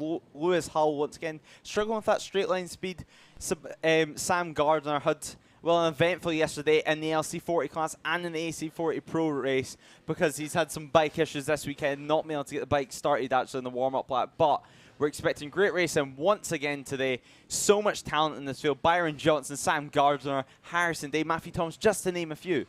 Yeah, Byron Johnson, of course, sitting on that pole position spot, the dominant force this season in the AC40 Pros. But, you know, he's winning by, frankly, what I consider to be too big of a margin when you look at how good everyone else is. He's really got on top of this Mini Moto Championship. It will be Byron Johnson going off of grid slot 1 with Sam Garner alongside him. Matthew Thomas is P3 with Harrison Day starting P4. Oliver Hall and Lewis Hull, they make the 3rd row of the grid, with Jensen Bishop in 7th and Dylan Torian in 8th. Callum Maxwell and George Ackerman round up the top 10, and Chloe Sewell is 11th on the grid. That is what we've got on show here at Llandow. The second time we're visiting this season, of course, for the AC40 Pros, who always like to put on a bit of a display. It's one of those classes, of course, where, you know, the racing starts to get serious for these young riders. It's the second step into mini motos here at FAB-Racing after the FAB-Racing Rookies Cup. It's the first time, you know, when it's not just about getting on the bike, getting that racing experience. Now you've got to learn the fundamentals of motorcycle racing. Now you've got to, you know, develop your knowledge of bikes, tracks, and just so much more. And of course, Byron Johnson dominating basically the season so far, but will he do it again today? That's the real question. He's got some stiff competition out there, and you know, when you're looking down at the grid, it's you know, pretty strong. Yeah, it certainly is, and Byron Johnson will, of course, be starting in that pole position next to Sam Gardner. We're expecting Byron Johnson just to try and get out of the gate straight away and get into that rhythm. But we've seen so far this year, Harrison Day's starts have been so impressive. So now we're just waiting for Rob, the start marshal, to point to our lights, and then we're going to get underway for race 2 of the AC40 Pros, and we wait for the lights to go on. Lights are off. It was a very fast changeover as Byron Johnson is taking the lead, going to turn 1 with Sam Gardner just behind. Harrison Day has been a great start once again, up into that 3rd position, made a couple of positions off the start, and further down the order, Dylan Tureen, pretty good start from him. chasing Jensen Bishop off the line, but Byron Johnson out of the lead straight away. The real question is now, will he get in the rhythm, or will Sam Gardner and Harrison Day, as Matthew Thomas now actually wants to make a pass on Harrison Day, but will these guys be able to catch up to him and disrupt his rhythm? We're just going to have to wait and find out. Coy's still there going for your pictures. Byron Johnson comes through the back chicane. Over half the lap is already done. These guys only have an 8-lap race, so it's so fast, it's so quick, so you really have to make moves straight away. Of course, racing isn't finished and isn't won on the first lap, but it can certainly be lost. You can certainly lose out big time. Harrison Day is managing to hold on to that third place from Matthew Thomas for the time being. Challenging, though, to the inside, maybe no. Decides against it on the run into turn 1 at the hook. But, of course, you know, it's these races they seem really short. Llandow, it's not a particularly long lap, and of course for the younger riders, FAB-Racing tends to keep the races a little bit shorter. Just, you know, they're so young, they get tired, don't they? You know, they need their plentiful rest. But these races just seem to fly by over here. Matthew Thomas trying once again the same move. He tried a lap ago up the inside into Chandler's. This would be superb if he pulls it off. No. Harrison Day slams the door on the way in. That is a tough move to pull off. So kudos to Matthew Thomas for giving it a go on lap 2. And as I was saying, you know, you can't win a race on the first lap, but you can certainly lose it. And when the races are this short, you know, you really need to make moves. And of course, part of this AC40 Pros class is about learning when to go for moves. It's about learning how to set moves up and how, you know, you can be making an overtake about half a lap before you actually do it. As once again, Matthew Thomas to the inside on Harrison Day. This time, he gets it done into the hook with 6 laps to go. Very clean move. Just a little bit late on the brakes, sweeps the bike to the inside. That's perfect. Yeah, it certainly is. Just as you were talking about these riders setting up moves, Matthew Thomas set up a move. Coming out of the final corner, he just got a better drive to get a later apex, just managed to get that drive and past Harrison Day. And now it looks like he's already bridged the gap from Harrison Day. A 4-second gap up front to Sam Gardner, but Matthew Thomas can do this. He just needs to use his head and keep calm. But up front, Byron Johnson has the fastest lap of the race. The only person in the 53s at the moment, 1.6 seconds off. Well, 1.6 seconds back is Sam Gardner, getting as tucked in as possible. Further down the field, Oliver Hall is in a battle with Lewis Hull with Jensen Bishop just behind these guys. So a battle all the way down the field, really. Anywhere you look in this class, there's a battle going on, or there's someone trying to catch up. So right now, this battle's going on, and there is Oliver Hall chasing Harrison Day. And Harrison Day, he's looked strong all season. I mean, he's been for quite a lot here at Llandow, actually, I believe, at round 2 on the Friday. He had that crash and broke his arm, I believe. So Harrison Day, he's back at this circuit, and he's looking so confident. And of course, a few weeks after that, as well, his dad Josh over at BSB had quite a nasty accident, got put into a coma for a little while. Luckily, of course, back on his feet, and he was at the very next Fab round after that one, wasn't he? So it's of course great to see Josh back. But the Day family's had it a bit rough this year, haven't they? But it's great to see Harrison back out on the bike. It's great to see Josh, of course, here in the paddock as well, helping his boy out. And it is fantastic. And Harrison Day, you know, he races tough, he races hard, and he is very fast as well. There we can see last year's FAB-Racing Rookies champion, Oliver Hall, trying to challenge Harrison Day. That being said, Oliver, it's been a bit of a tough transition for him into the pros. He pretty much dominated the rookies last season, but I think the jump was just a little bit bigger than they were expecting. But he's been developing well through the season. Back at Llandow for the second time. A track, of course, good memories of him when he won that FAB-Racing Rookies Cup last year here. Llandow was the last round of the season in 2021, and he's looking to challenge and get a good result here today. I know how much that would mean for him, for his family, for his confidence as well. And there you go, looking to the inside into Chandler's. No, Harrison Day gets a better drive out of the corner and shuts the door once again. So interesting to see. And Oliver Hall now actually maybe under attack from Lewis Hull because he's lost that momentum. Yeah, Oliver Hall is just having to start thinking about defending maybe, because Lewis Hull now is under threat from Jensen Bishop. So these two, they're going to push each other on and push each other into a 4-bike scrap for this final podium, well, for this 4th place position, because Matthew Thomas in all this has ran away with that 3rd place. So Matthew Thomas, it's all up to him, and now he just needs to use his head. He's catched up to Sam Gardner very slowly, but there's still 3 laps to go in this race. It's a 2.3 second gap between Sam Gardner and Matthew Thomas as this battle is still going on. Lewis Hull, we've talked about many times in the past couple of rounds, and that is a straight line deficit and how hard he is pushing the bike through the corners.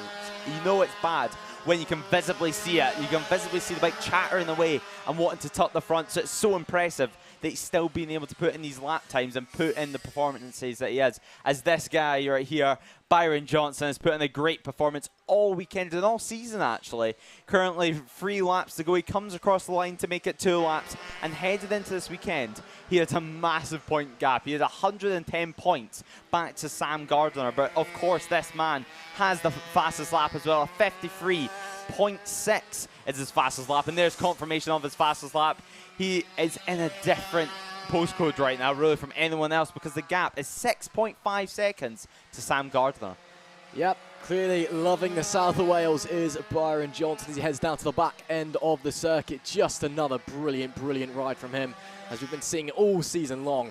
And it's, you know, sometimes, you know, he faces a challenge and he has to fight for it, but then sometimes he is just, as you said, in a different league. And, you know, he's himself and, of course, his brother as well, Austin. They're both so, so talented. And it's, you know, it really is a joy to just stand and watch them go round, as they'll be coming on to the final lap now. Such is the lead of Byron Johnson, because this battle behind them has only just gone onto the hanger straight back there. And there we can see Oliver Hall still challenging Harrison Day. Lewis Hull has dropped back quite significantly, actually, so maybe a mistake or a problem there for the largest rider on the grid. I think it's safe to say he looks tall on the bike. Trust me, he's even taller in person. No idea how he fits on these things, but he's out there giving it a go. Oh, front end just wobbling a little bit there from Harrison Day. He's really pushing, and Oliver Hall is on the attack as we go on to the final lap now, coming through the opening sector. And as they come through now, that'll be Matt Werters there sweeping through. Hall still on the attack, looking to the inside to Chalmers once again. Day gets a good drive out of Matt Werters though, so I think he's going to be okay. Yes, he is. There is the race leader once again in his own league. Byron Johnson wins race 2 of the AC40 Pros with another fantastic performance. No one else in sight. Sam Garner will bring it home to P2. Can Oliver Hall try and challenge for P4 as Matthew Thomas takes P3? No. So it'll be Harrison Day who finishes in P4. Oliver Hall will take the P5. I'm sure he'll be disappointed with that, knowing how close 4th was, but it was a good result nonetheless. But Byron Johnson, once again, on top. Yeah, Byron Johnson wins with Sam Gardner and Matthew Thomas rounding off that podium. Matthew Thomas, he was in a hard fight at the start of the race and just managed to edge away further and further. So battle heading on further down the field between George Ackerman and Cal Maxwell. Cal Maxwell now trying just to make a move at the final corner with George Ackerman, but George Ackerman holding him off and taking the checker flag to get that 9th position. But there is your winner. There is the 2nd race win for him. Byron Johnson wins race 2 of the AC40 Pro class in a dominant fashion. And once again, it's so impressive because he won by 9 seconds this time round from Sam Gardner and Matthew Thomas rounding off that podium. Harrison Day comes home in 4th with Oliver Hall, Lewis Hull and Jensen Bishop in that 4-way scrap for that 4th position. Dylan Tureen comes home in 8th with George Ackerman 9th, Cal Maxwell 10th, and Coisel rounds off our grid. So great race once again. Race 2.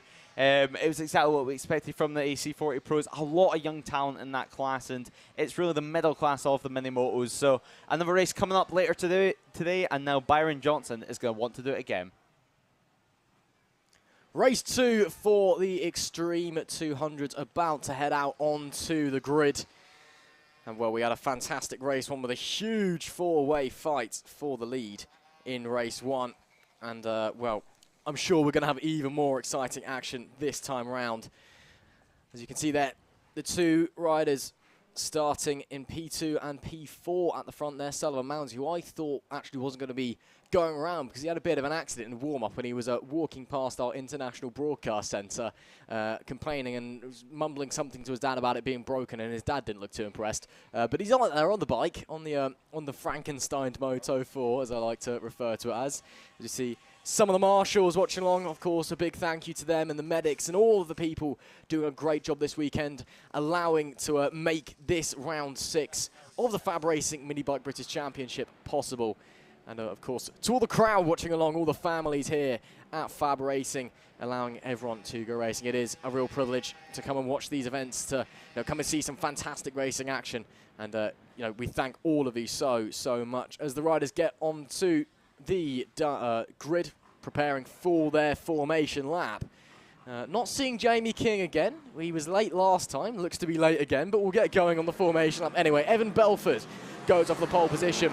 The British Talent Cup rider Philip Soroviak alongside him. Rossi Banham starts in P3. Sullivan Mounty starts in 4th. Noah Guillory will be 5th. Zach Troy 6th. Jack Andrews is going off 7th, but he's just come past the commentary box, and you'll be seeing just in a moment, and that engine was not sounding too healthy, so maybe not starting in 7th. And Jamie King, once again, is nowhere to be seen. So maybe he'll pull up on the last minute and start from the back like he did last time. Maybe he won't. We'll have to wait and see, but that's going to be your grid for the Extreme T100s. Don't be alarmed, but well, actually, I've just seen Jamie King outside, and he's walking back to his tent, so I don't think we'll be seeing Jamie King because he's not even got his helmet or his bike on. So, no Jamie King this time, but it may be quite a small grid here in the Extreme 100s, much smaller than we're used to, but we've got a very strong grid full of British Talent Cup riders who have come back to FAB, and a few extras as well, of course, who are hoping to be there in the future, I'm sure. And again, these guys in race 1 put on a fantastic race. Yeah, he certainly did, and it's going to be Philip Soroviak who's going to try and get another race win in the books here at Llandow. But it was a great race one. It's not a big field, but it's close racing. The flag marshal's off, Rob is off. We wait for the lights, and the lights are on now, and the lights are off, and we are racing. It's Evan Belford who makes a good start, but Philip Soroviak gets the race lead into turn 1, and Philip Soroviak leads the way from Evan Belford, and it looks like Sullivan Mounty in that 3rd position. He was slightly further back yesterday, so he's really going to want to try and make up some time today. Rossi Banham sitting in that 4th place, looking to be on the attack of Sullivan Mounty. Sullivan Mounty, as you mentioned, had that crash and warm-up. It looked like it was maybe just a footrest that was broken, maybe a gear linkage that was broken as well, so he couldn't shift any gears, but it looks like it's fixed now, and he's definitely on the pace with these front guys. Philip Soroviak leads the way. It's what we're normally used to seeing, and now the real question is, what can Evan Belford do? Will he sit there and learn, or will he just go full attack mode? Bit of a glance back there from Philip Soroviak, of course, doing exactly the same thing. He did yesterday. Sullivan Mounty down. Rossi Banham. I think they've made contact after Banham runs out wide. A bit of a gesture from Sullivan Mounty. Disappointed, maybe trying to shift the blame game. Didn't quite see what happened, but I presume, from what I've seen, that with Rossi Banham goes for a move, and Mounty didn't see him, and that bike, once again, it's been through the woes and trying to get it started. Can he get it started? I'm not sure. Oh, he's really desperate. And that's the new bike rebuilt after Wilton Mill. And that is not going anywhere, I don't think. Oh, what a shame for Sullivan Mounty. The British Talent Cup start. The last few weekends of FAB really haven't gone his way, unfortunately. But there we see the leaders back onto the backstretch and going past Mounty. Belford can't pass there. Yellow flags are out. So he'd have to give the position back. But Soroviak, as I was saying, doing exactly the same as he did in race 1. Just getting a great launch off of P2, sliding up the inside to turn 1. Now he's just got to hold on. Mounty confirmed now DNF. He's walking back to the pit lane. A huge shame for him. Belford giving it a good go. Banham's dropped back as well. Guillory now in P3. He was lingering on the back of this fight until these two seemingly activated the warp drive and have just gone off on their own. Soroviak against Belford. This is a fight that, well, a fight that we're used to seeing maybe another series, a bit above and beyond us here in FAB-Racing, but they've brought it back and they've brought it here to the South Wales Karting Centre, and we are loving it. Onto the backstretch once again. Belford looks a little bit closer. No, not quite close enough this time, but he does poke a nose to the inside, just trying to let Soroviak know he's there. Soroviak didn't look back this time. He did have a brief glance back in the first lap. Just trying to stay focused ahead, doesn't want to look back, doesn't want to put that pressure on himself. Yeah, he certainly doesn't. Noah Guillory is up into that 3rd position and ahead of Rossi Banham. So a great ride from Noah Guillory, but Evan Belford, he looks so strong on the brakes, especially at the final corner. It looks like that is going to be the place that he's going to try and line up a move, it seems. Philip Soroviak in the race lead still, but Evan Belford dives down the inside, and Philip Soroviak slams the door on his front wheel and makes sure that he cannot make that move and get into that 1st position. So there's the battle for that 3rd place. Noah Guillory defending his life from Rossi Banham. Noah Gilroy, of course, on that mini GP70 as we head down to the final corner now. Further back this time from Evan Belford, so he just has to use his head for one more lap, try and close that gap. What is the gap this time round? 5/10 of a second. Filip Sorowiak sits the fastest lap of the race with a 48 flat. So an impressive lap time from him straight away. And Rossi Banham now is defending from this man here, Noah Gilroy. Noah Gilroy, there's nothing between the two. They're on two completely different style of bikes as Rossi Banham dives down the inside. Can he make it stick? And yes, he can. Can Noah Gilroy do anything to stop him? Noah Gilroy, this is his class. Although he races in the 70s, this is where he puts all his concentration into, as Rossi Banham tells him to tag onto the back of him, tells him to follow him. But this is racing, and that's not going to happen. Yeah, unfortunately, Rossi Banham, again, as we're seeing, just absolutely flying along. But again, a good display there. Noah Gilroy trying to get him to tag along, saying, follow me. As it looks like Sullivan Moundsey's come back out now, so bike fixed, but he's obviously a few laps down. So, but still going to pick up the points, which is strong at least. So great to see Sully back out on track. And Noah Gilroy actually is still holding on to the back of Rossi Banham. So Rossi's going, you know, I'm quick around here. Come on, follow me. Learn from me. And yet, can confirm for you that Sullivan Moundsey is back out. I've just seen him outside of our commentary box window. And yeah, that's just great season. Great sportsmanship from Rossi Banham. Obviously overtaking Gilroy, just the faster rider on a different style of bike. But we see him just going, you know, follow me. I'll show you what I'm doing. I'll show you how I'm so quick around here. And you can learn a thing or two and learn from me. Noah Gilroy, of course, looking to go up into the British Talent Cup, hopefully in a few years' time, like many of our riders do here at FAB. Of course, Rossi Banham did once, now off to junior super stock at BSB. And, well, many of the other riders on this field as well. Sorowiak, Belford, of course, British Talent Cup stars. Current fastest lap belonging to Evan Belford of 47.565, but still stuck behind the 75 of Filip Sorowiak, who's doing a great defensive job so far. Belford is so close. You couldn't fit a sheet of paper between them, but Sorowiak holds on for the time being.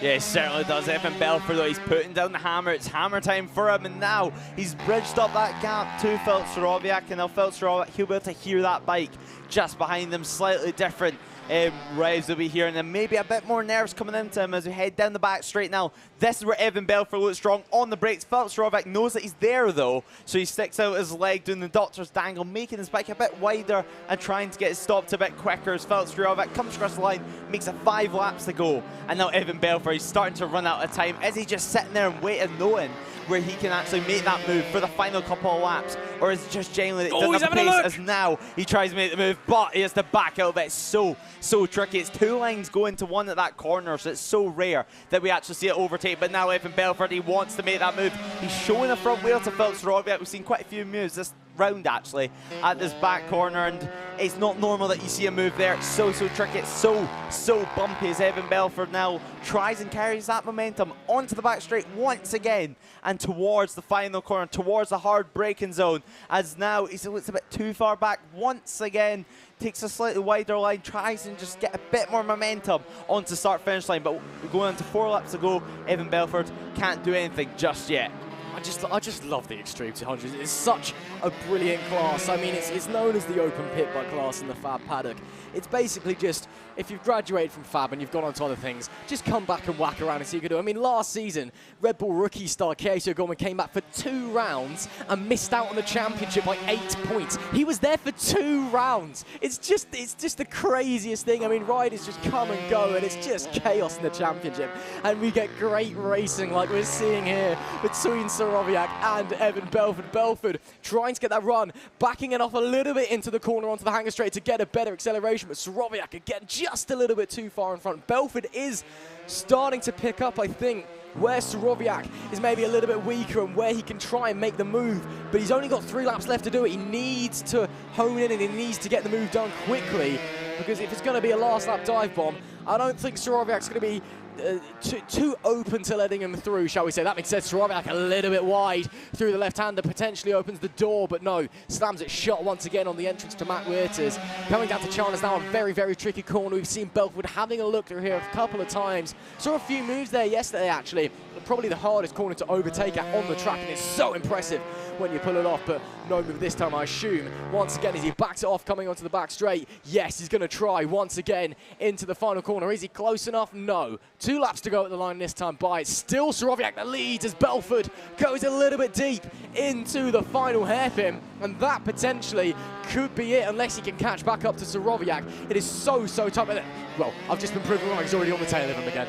Yeah, he's straight away. He's making maybe slight mistakes because these guys are pushing each other to the limits. They're both so impressive, and that's why they race in the British Talent Cup, because they're such fast riders. And these guys putting on this display is just going to make more riders want to come to race in this Extreme 200 class. But these guys' riding styles are two completely different. Felix Sorowiak, it's far more aggressive. It's a lot more modern, I guess you could say. While Evan Belford, he keeps his upper body far more centralised on the motorcycle, but they still make it work, and they still somehow produce this close racing, even though it's two completely different styles of riding the bike. You can just see coming through here, Evan Belford, he's quite upright with the centre of his body, but he still puts in lap time as we head on to the final lap of the race. It's Felix Sorowiak who leads by just 0.4 of a second over Evan Belford. Evan Belford has one more time round to be able to try and make a move, and Felix Sorowiak has one more time round to clinch another race win around this Llandow circuit. It looked so strong when we came here for a race round 2 at the start of the year, but Evan Belford now,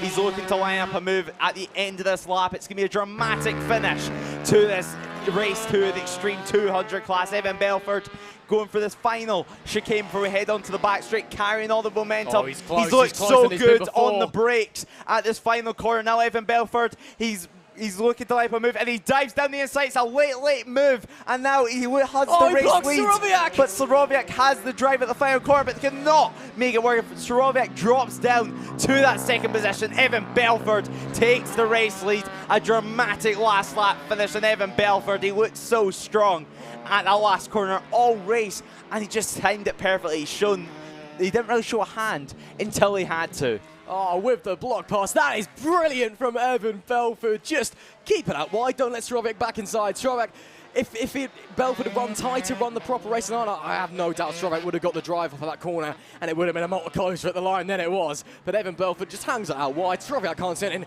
Brilliant, simple racing tactics on the final corner to take the victory in race 2 of the Extreme 200 here at Llandow. Oh, that was just brilliant, wasn't it? Sorowiak probably going to be a bit disappointed with that one, but I'm sure under his helmet he's smiling really, because he knows that was a fantastic battle, and both of these riders have put on such a display. It is Evan Belford, as you see him pulling into the pits there, who takes race 2 at the final corner from Philip Sorowiak. Rossi Banner manages to fight up into P3 and rounds off the podium. Noah Guillory didn't finish too far behind in P4, with Rossi Banner showing him the way round, giving him a hand and teaching him some tricks. Zach Torian was in P5 and Jack Andrews in P6 with problems with the bike. Sullivan Mounsey, 3 laps down, managed to get back out, managed to get some points, but he'll be very disappointed with that one. He was looking quick early on, but it's okay. Still race 3 to go, so Sully's still got a chance to get out there and show some talent. Yeah, he certainly does, and we know the amount of talent that he has in his back pocket, waiting to use him, waiting to get a good result. But yeah, Sullivan Mounsey, he'll be home for a good race in race 3, but still plenty more action to come. Mini GP 50 race 2, featuring no Marco Holt, and well, race 1. It was all about the 2 on the front row. It was Luke Fitchett versus Archie O'Brien. And despite Archie's best efforts and, just deep desire to take that first win this season, first win on the Mini GP bikes, as he shoots up a wave in the commentary box. That's nice from him, isn't he? Just couldn't get past the defensive masterclass that is Luke Flat Cap Fitchett. Luke sits on the pole with Archie O'Brien, the young superstar, alongside him. Bill Harris would be I believe he's starting in P3. He had a bit of an accident this morning. Frankie Watson actually for this year already. Yeah.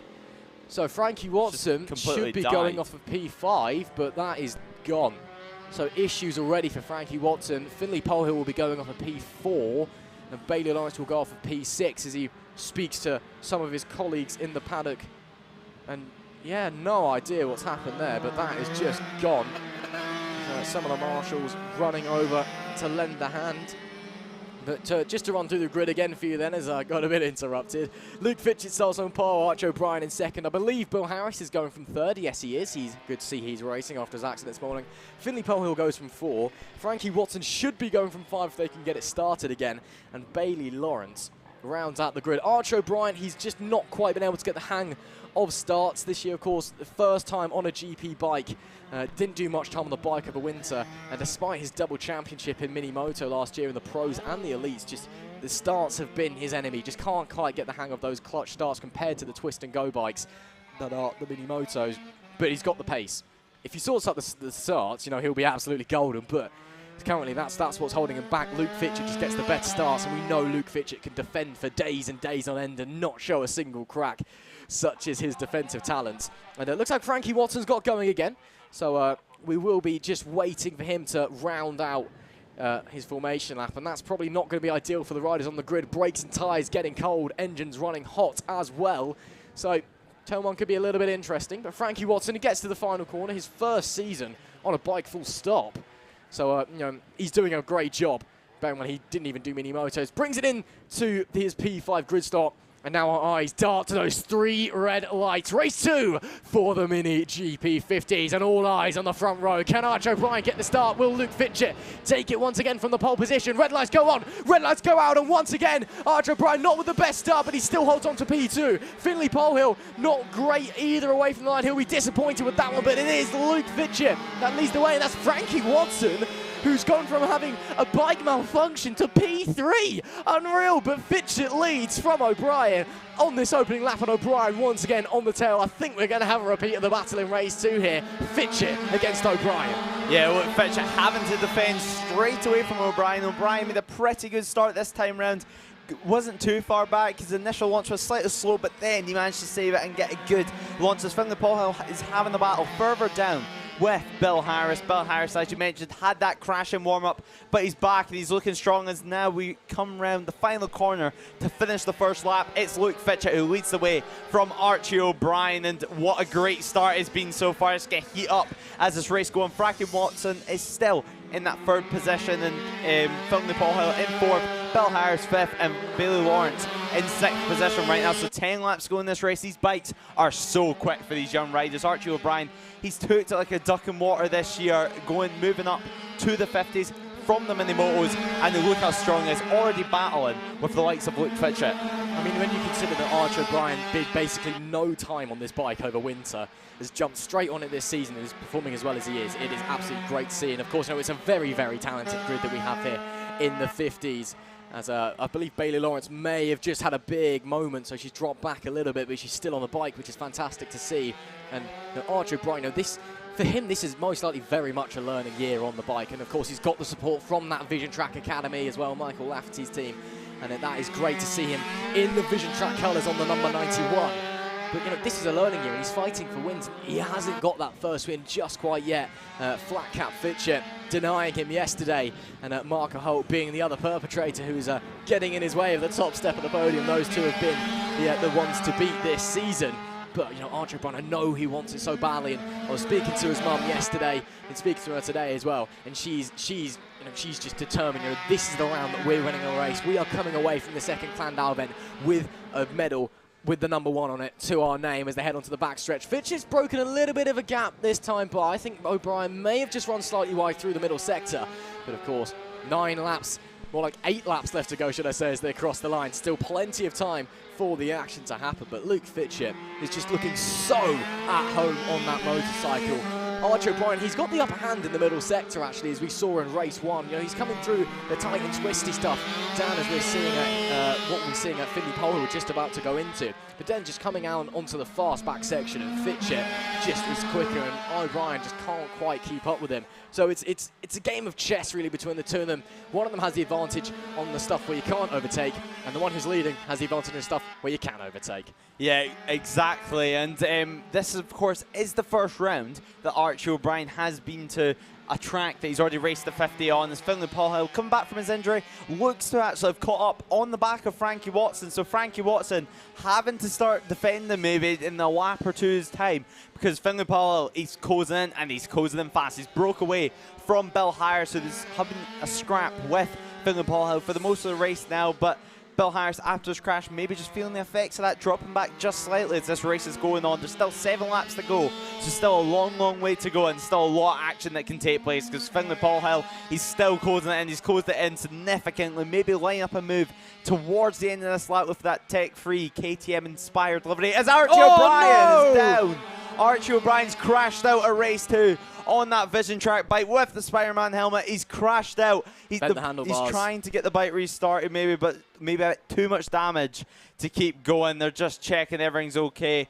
But yeah, it's looking like it's maybe going to be a retirement here from Archie O'Brien. Not what he was wanting. The race is certainly over for him now. The bike getting pushed. Oh, what a shame. To the tyre wall, and Archie O'Brien, that's not how he wanted his weekend to, well, that's not how he wanted Sunday to start. There's still one more race later on, and with the way FAB works, your qualifying result is where you start for all races, but Archie O'Brien's looking distraught. He jumps over the tyre wall, jumps over the fence, and will be certainly getting a lot of pat on the backs and cuddles from his friends and family that will be there. But Frankie Watson still under pressure now in 2nd position and defending for that, well, defending from 3rd place, Finlay Paul. So now this really opens up this podium battle. Yeah, absolutely. I mean, what a shame for Archie O'Brien, one of the nicest, and yeah, just one of the nicest young men you'll meet in the paddock. So friendly, mature beyond his years, and that is a real shame. But of course, as you said, there's a race 3. Hopefully everything is all right with the bike. Frankie Watson and Finlay Paul now duking it out for P2. If they finish as they are, that's Frankie Watson's best finish of the year so far, which again, in his first season of motorcycle racing, is a fantastic result for him. But Finlay Paul, I know he's going to, give him a good go. There's still 5 laps left in this race.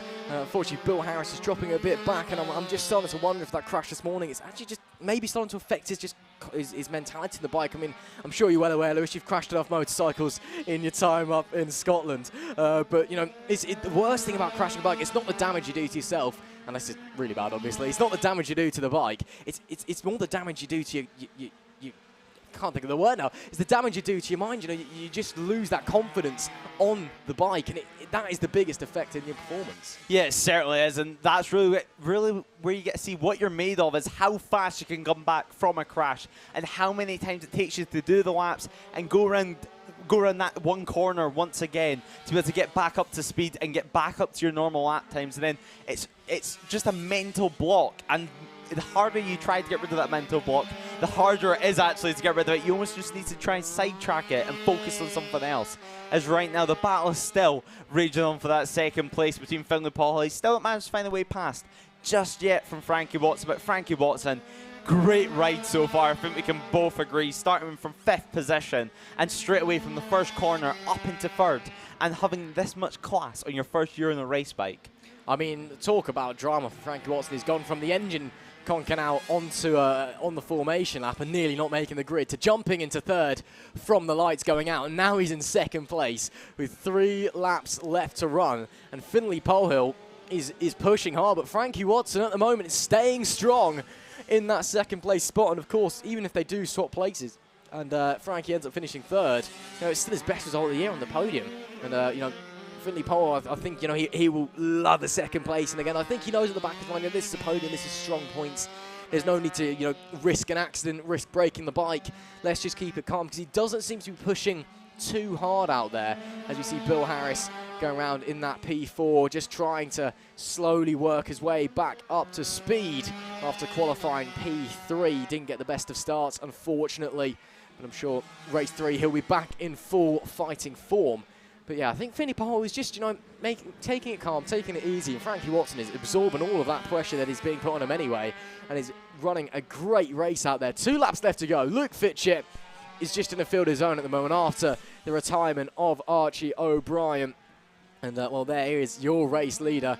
Runs a little bit wide there, actually. Runs over the curb. You don't really want to clip that curb on a mini GP. It's not the nicest of things. It's not really your friend, so to speak. But it's you can get away with it. And Luke Fitchett just out there running laps. A bit of an unscheduled test session for him, except at the end of it, he's going to get a medal and a whole chunk of points, which will extend his advantage in the championship. And of course, with no Marco Holt here this weekend, and with Archie O'Brien out of this race, Luke Fitchett, as he starts the last lap of this race, Lewis, is looking to capitalise. Yeah, he certainly is. He's capitalised on every single opportunity he has got this year. Some of it has been up to his own doing, such as his defending that he's done this year. He's been so impressive as Finlay Paul is in that second position now, and Frankie Watson has just one lap to call it back. If not, it'll still be a podium. It's still a great result considering what happened at the start, even before the race.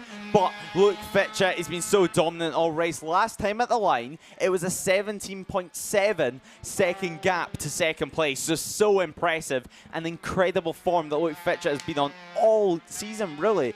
He's just been so impressive. He's been on form. He's been defending for his life. But here we have the final corner. One more corner to go. A 17-second lead. No one can stop him. It's Luke Fitchett's day. Once again, race 2, Mini GP 50 goes to Luke Fitchett. He's been so impressive, and he'll be absolutely delighted with that result. It was so dominant. But there's the battle further down for second position. Frankie Watson now just getting past Bailey Lawrence, and now Frankie Watson, he still gets a third position, still on that podium. Maybe not second that he could have got, but considering where he was before the race even started, he is so happy with that. But Luke Fitchett, great performance once again. It's exactly what we seen yesterday. He managed to crack Archie O'Brien, which is something that we've not seen him do all year.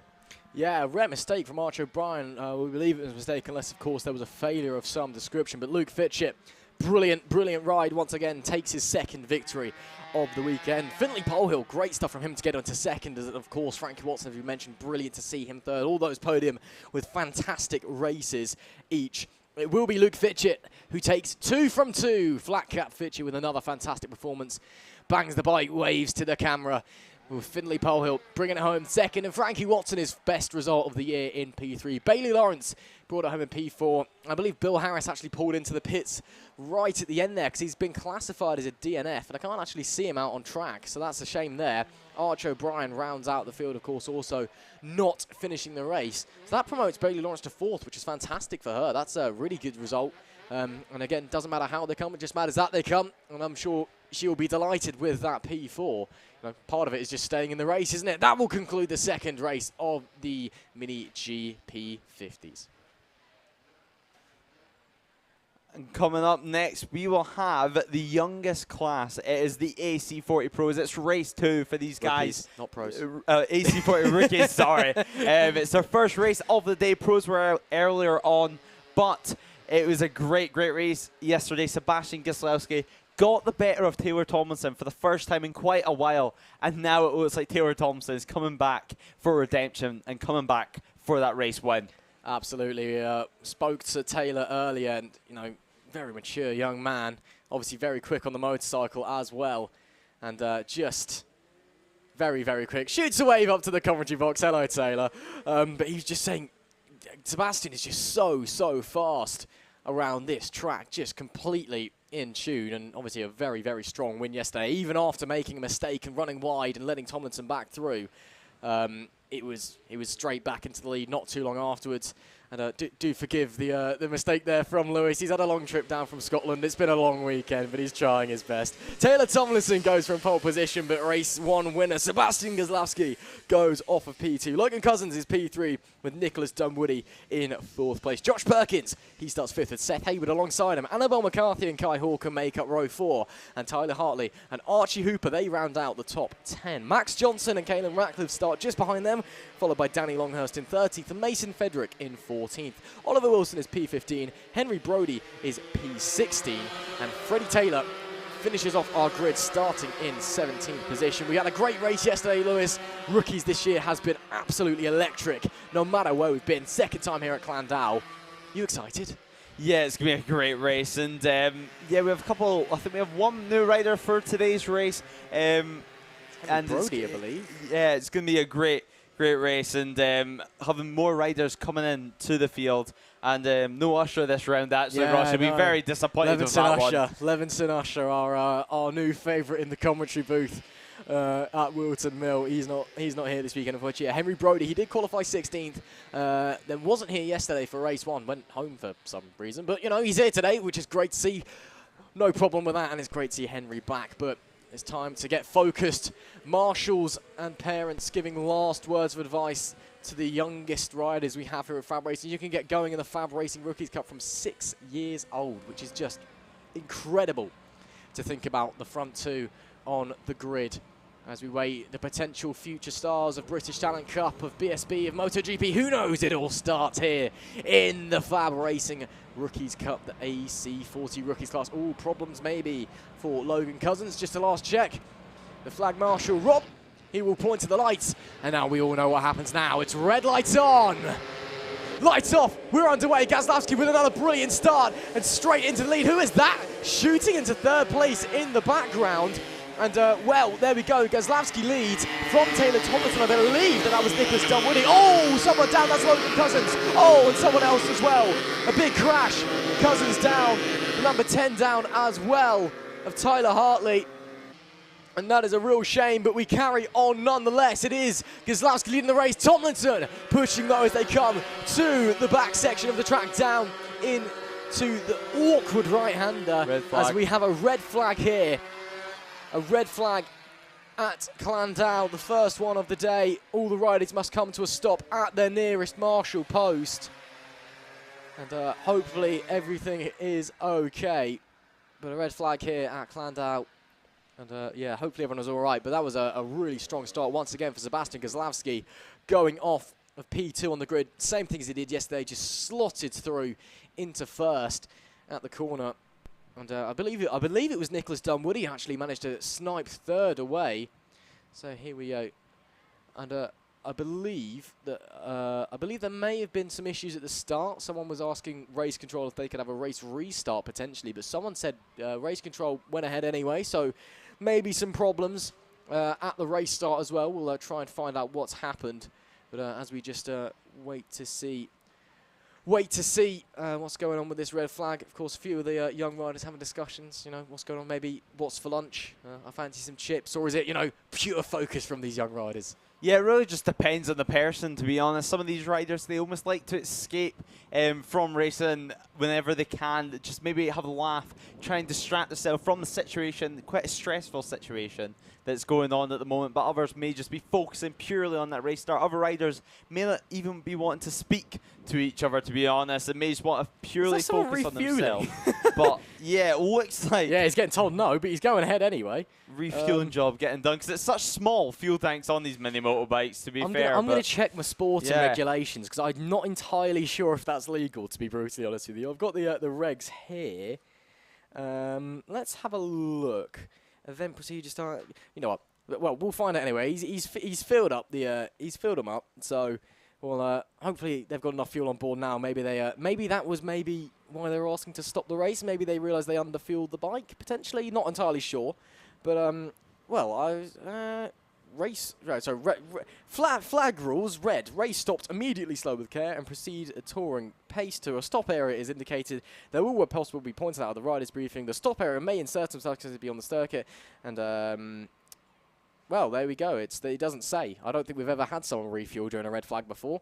We don't really usually have refueling here at FAB-Racing mid-race, so guess that needs to be updated for next round. But yeah, we'll have to wait and see. But yeah, it's interesting you said that some of the riders like to escape. I mean, I always would have thought, you know, in a red flag period, you've got to maintain your focus. You know, you just got to stay razor sharp, keep to yourself. You know, maybe just reset psychologically just for a second, you know, just get back into the zone. Because obviously the race start, obviously you're concerned if everyone's okay, what the problem is, and the fact that your race has stopped is a bit frustrating, I can presume. But it must, you know, I mean, if I was out there riding, I'd be definitely someone who just stays there, visor down, don't want to talk to anyone, just stay in the zone. Yeah, you can just see now some of the riders getting some words from Fraser Rogers, I believe, ex-British Championship rider, raced in Moto2 as well, wildcarding at Portimao a couple of years ago. But yeah, these riders now still having a little chat and just discussing maybe what happened on that restart. But yeah, some of them just liking to escape from the situation. You can just see some of them even having a laugh at the moment. But yeah, our newcomer for today actually will be Jensen Ansel. Oh, it is Jensen Ansel, with isn't it? the purple and yellow levers on your screen there, the number 22. So yeah, it's great to see these guys hopefully get to the end of this red flag period soon. But yeah, hopefully then we can get underway. As you can see now, Logan Cousins getting carried off the track. Looks like the situation's over. Yeah, he was up on his feet, which is the main thing. So great to see that Logan is okay. Apologies to Henry Brody. I thought you were the newcomer, but it's actually Jensen Ansel who's been around this season. He's had a couple of pretty strong results as well, if memory serves me correctly. But yeah, great to see that Logan is all right. The medical cars make their way back to the pit lane, and glad to see that everyone is all right. I presume because the red flag was on lap 1, it will be a total race restart. Apparently race control just having that debate right now, so we'll let you know what is going on. But that's usually what tends to happen here at FAB-Racing when we have a red flag early in the race. We usually just have a complete race restart, which I think is very fair. You know, the first lap you're going to make up positions, you're going to lose positions. And if there's a red flag, that's racing. Unfortunately, you got to deal with the bumps in the road that come along. And well, we're better to go through with that than at the bumpy Llandow circuit here, the South Wales Karting Centre. Going to be a full race restart. Just had that confirmed in our ears. So, one sighting lap once again, and then we'll be going from where we originally started. So Taylor Tomlinson from the pole position, and Sebastian Goslavsky, who was leading the race at the time of the red flag, he'll be going off of P2, and he'll be wanting to make another lightning start, I'm sure. As we wait around, hoping to get going once again. A lot of the marshals just waiting, unsure, hoping that everyone is okay. And of course, great to see that Logan was up on his feet. Of course, Logan Cousins going down, coming out of the hook. The opening complex here at Llandow. Of course, a big thank you to all of the marshals this weekend, all of the medics doing a fantastic job allowing us to go racing. And, you know, it really is a privilege to have them here. If you're just tuning in and or you're watching along live, hello and welcome to round 6 of the FAB-Racing Minibike British Championships here at the South Wales Karting Centre, the Llandow Kart Circuit. Just as we wait to get going again, as well, looks like one of the paramedics lecturing or perhaps briefing the parents there, the yellow high visors. That's the parents of the riders or any volunteers from the FAB paddock. So orange vest is marshal, yellow high vis is well, they're also marshals, but they're usually parents all taken from the FAB paddock volunteers who go from race to race.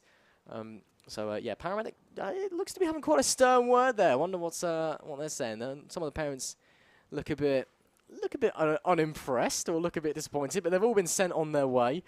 But yeah, if you're just tuning in or you've been watching along all weekend, hello and welcome to round 6 of the FAB-Racing Minibike British Championship here at the Llandow Kart Circuit at the South Wales Karting Centre, just 20 miles to the west of Cardiff, situated in a field which was once RAF Llandow back in World War II. I've been waiting to whip my facts out there. If we get a longer red flag period later, I might have to whip up my my RAF airbase facts about RAF Llandow, but I'll spare you the pain for the time being.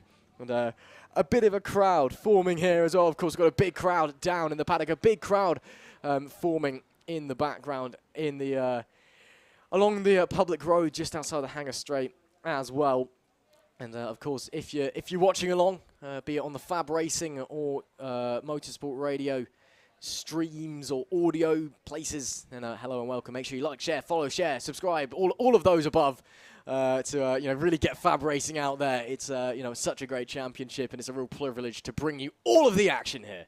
Yeah, it certainly is. The paramedics having a final few words before then we can hopefully get underway for this restart, and it looks like now bikes making the way back to the grid, and then we can get underway for this full restart of the race. Maybe that is why we see a parent run over and refill the bike, because they thought it would be a full restart and maybe just put enough fuel in for the original race distance, plus the cool down and warm-up lap.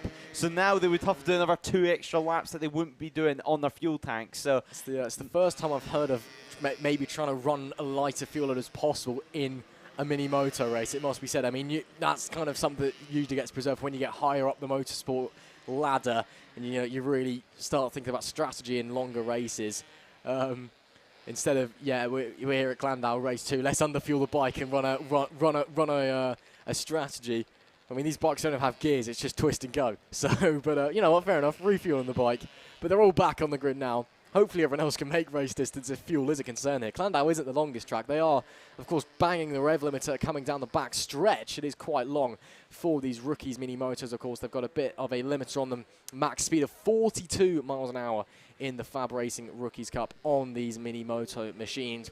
One warm-up lap, and then it'll be a full race restart. And we'll be going once again as we just sit around and wait to get going. Last words of advice once again from the parents as we see some of the crowd watching along here in the paddock. Of course, great to see everybody here at FAB-Racing always watching all of the races. Let's run through the grid, shall we? Taylor Tomlinson starts from pole again. Sebastian Goslavsky starts from second again. They're all starting in the same place, if you can tell. Logan Cousins is third. Nicholas Dunwoody is in fourth. Josh Perkins is followed by Seth Hayward. Annabelle McCarthy is seventh with Kai Hawken in eighth. Tyler Hartley is ninth. Archie Hooper is 10th. Max Johnson 11th. Caelan Ratcliffe 12th. Danny Longhurst and Mason Frederick on the 7th row. Oliver Wilson, Henry Brody, Freddie Taylor, Jensen Ansell rounding out the grid. Of course, no Logan Cousins anymore. Not sure if Tyler Hartley, the other rider involved in that incident, is here. I vaguely recall him getting back onto the bike, so I think we will be seeing Tyler Hartley, but of course no Logan Cousins. That third grid spot will be empty. Yeah, Tyler Hartley, I believe, is making it out for the restart. And now we're just waiting for the riders to head round this lap. It's quite a short lap, as you mentioned, Ross, and it's quite a fast lap as well, especially on these mini motos. They really have to run the neck out of it just to get a good lap time, keep up that momentum and keep up that speed to produce a good lap time. And Taylor Thompson knows how to do that better than anyone. But Sebastian Goslavsky is trying to show him the way this weekend. What is going to happen? It is race 2 of the AC40 Rookies class. 18 riders in this field. It's 17 making this restart, and it's going to be a great race, I am sure. And yeah, Tyler Hartley is making the restart, so it's great to see these riders remounting and getting on with it straight away. So we're just waiting for final checks to be done, final riders heading to the grid, and then we can get underway. Parents now getting off the grid. The paramedic is at the back of the grid to signify everything's good back there, and then we can get underway for the restart of race 2, first race of the day for these guys, youngest class at FAB.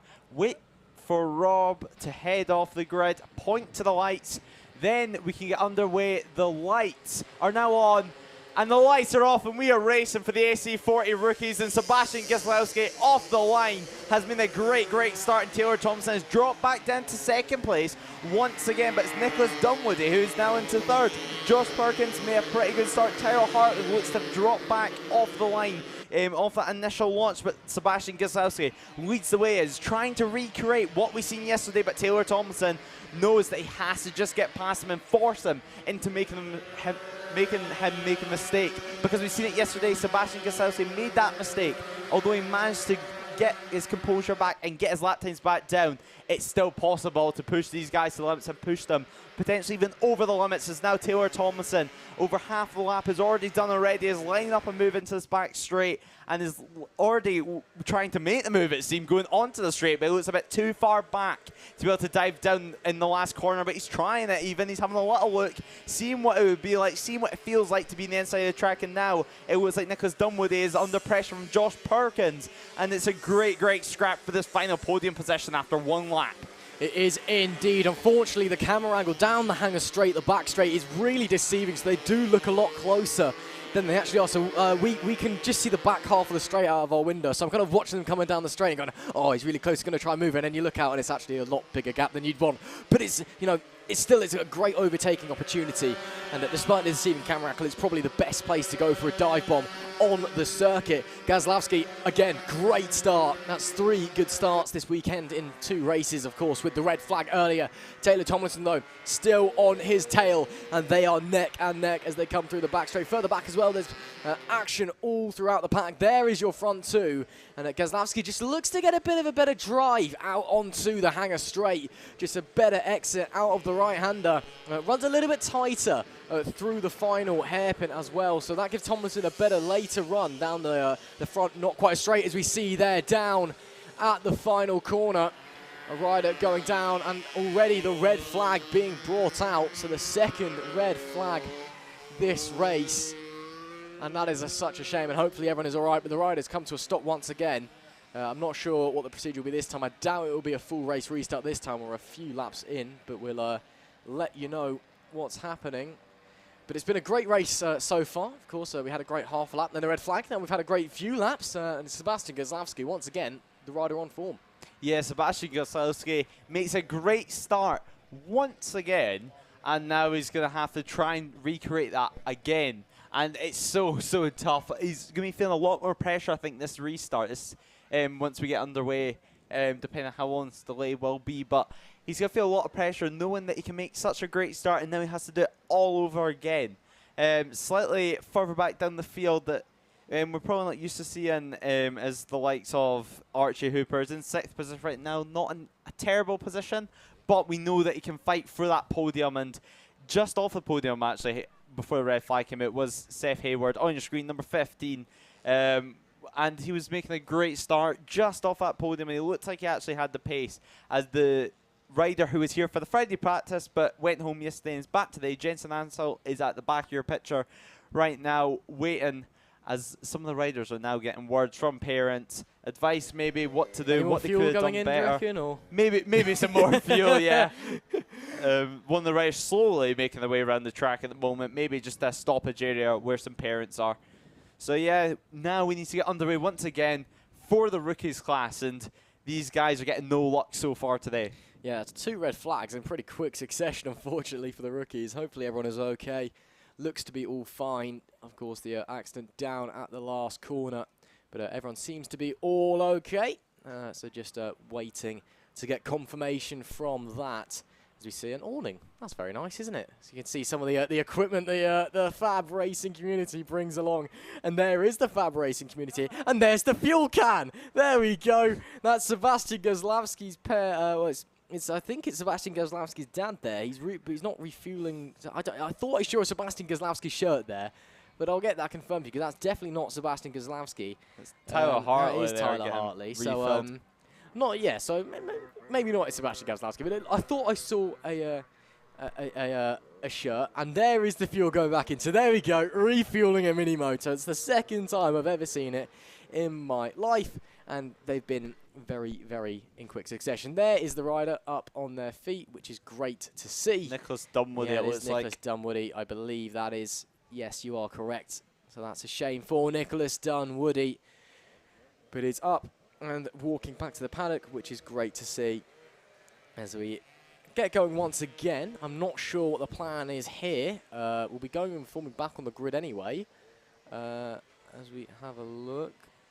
But yeah, so we'll have to wait and see what the plan is.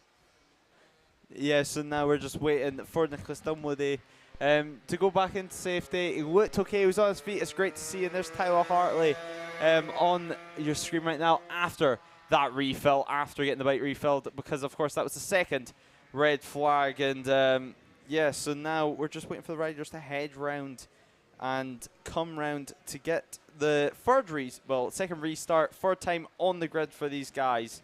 And yeah, so we're just waiting for these guys to line up on the grid, and then we can get underway for what should be a very exciting rookie race as we wait for race control to make their decision. I've already heard the decision. I just went down to grab a special guest who I'll hand over to in a minute, but I've just been told there's a 7-lap race and refueling is allowed. Well, 7-lap race and refueling will be allowed, so these guys can get back, and we're 1 warm-up lap here and then 7 racing laps. And in the commentary box, a special guest for this race will be Evan Belford. Evan, you've just been out on track in the Extreme 200s. Tell everyone, how was it?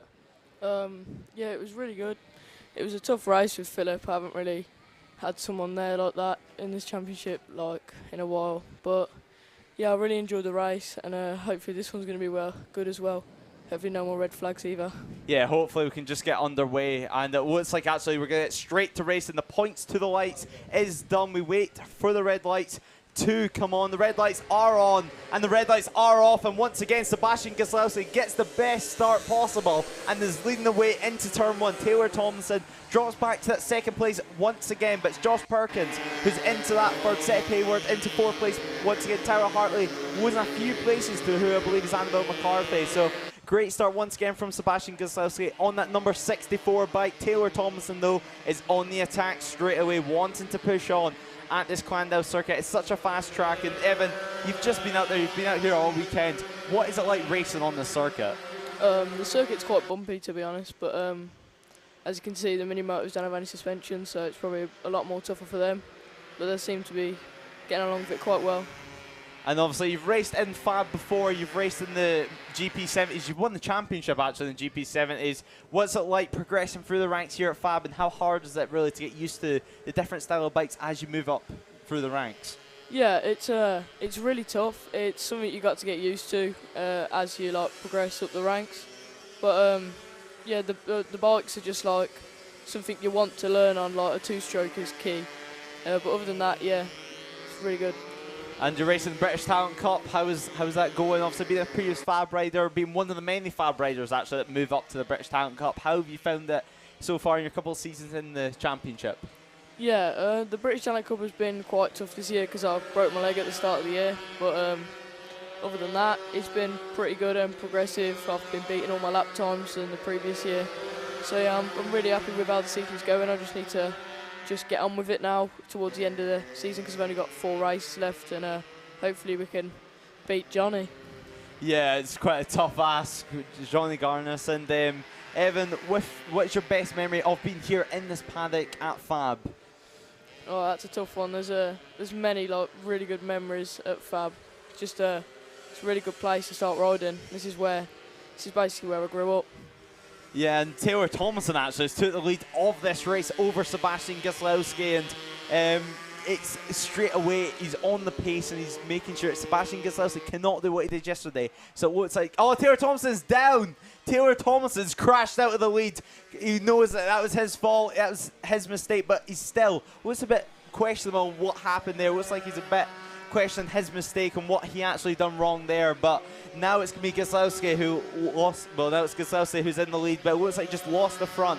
But Evan, 3rd place I believe last year in the British Talent Cup, was it? Yeah, so are you wanting to better that this year? Is it something really that you came into this season looking at that 3rd place thinking maybe you could fight for the championship, because obviously the Vision Track bikes that are here at FAB as well, but the Vision Track team at the British Talent Cup have been so strong. Yeah, the Vision Track team is really strong in British Talent Cup, but I can't really, because of the broken leg at the start of the season, I can't really make my way up to the front of the championship, but I can just get really good results and yeah, just show people what I have really. And so next year, have you got any plans yet set in place, or is it still unknown at this part of the season? No, I really don't know anything yet. It's just we'll see how the rest of the season goes, see what pace we can set, and yeah, hopefully we can try and move up a rank. If not, stay in the British Talent Cup again. Yeah, British Talent Cup is quite good. Very good coverage for a young guy, showing the talents of the future. What's been your highlight in that championship, and what's been your favourite circuit you've raced at? Because obviously you were at the MotoGP 2 rounds ago for the British Talent Cup. What was that like as an experience as well? Yeah, it was a really good experience. We just had a few problems with the bike, so we just had quite a rough round and the round before that. But other than that, the tracks have been amazing. My favourite track is probably Knock Hill. I had my first race win there last year, and yeah, when I broke my leg and I came back, I won there the first race I came back, so really happy with that.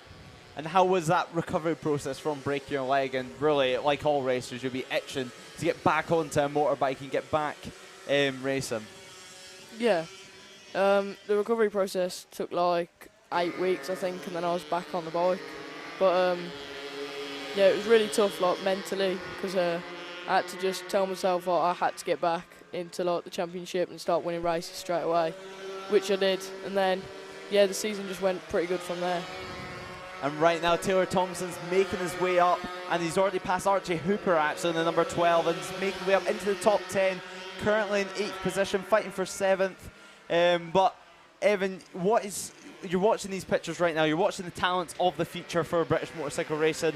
It's definitely got better in the past couple of years with the support system that we now have in place, and you can really see how much FAB is helping these guys. Yeah, FAB is helping them a lot.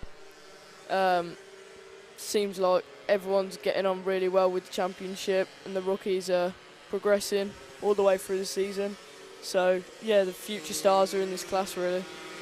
And from these guys, obviously, they're going to have to make next steps up to the likes of the higher mini moto classes, the pros and the elites, and then potentially to the Metrokit bikes.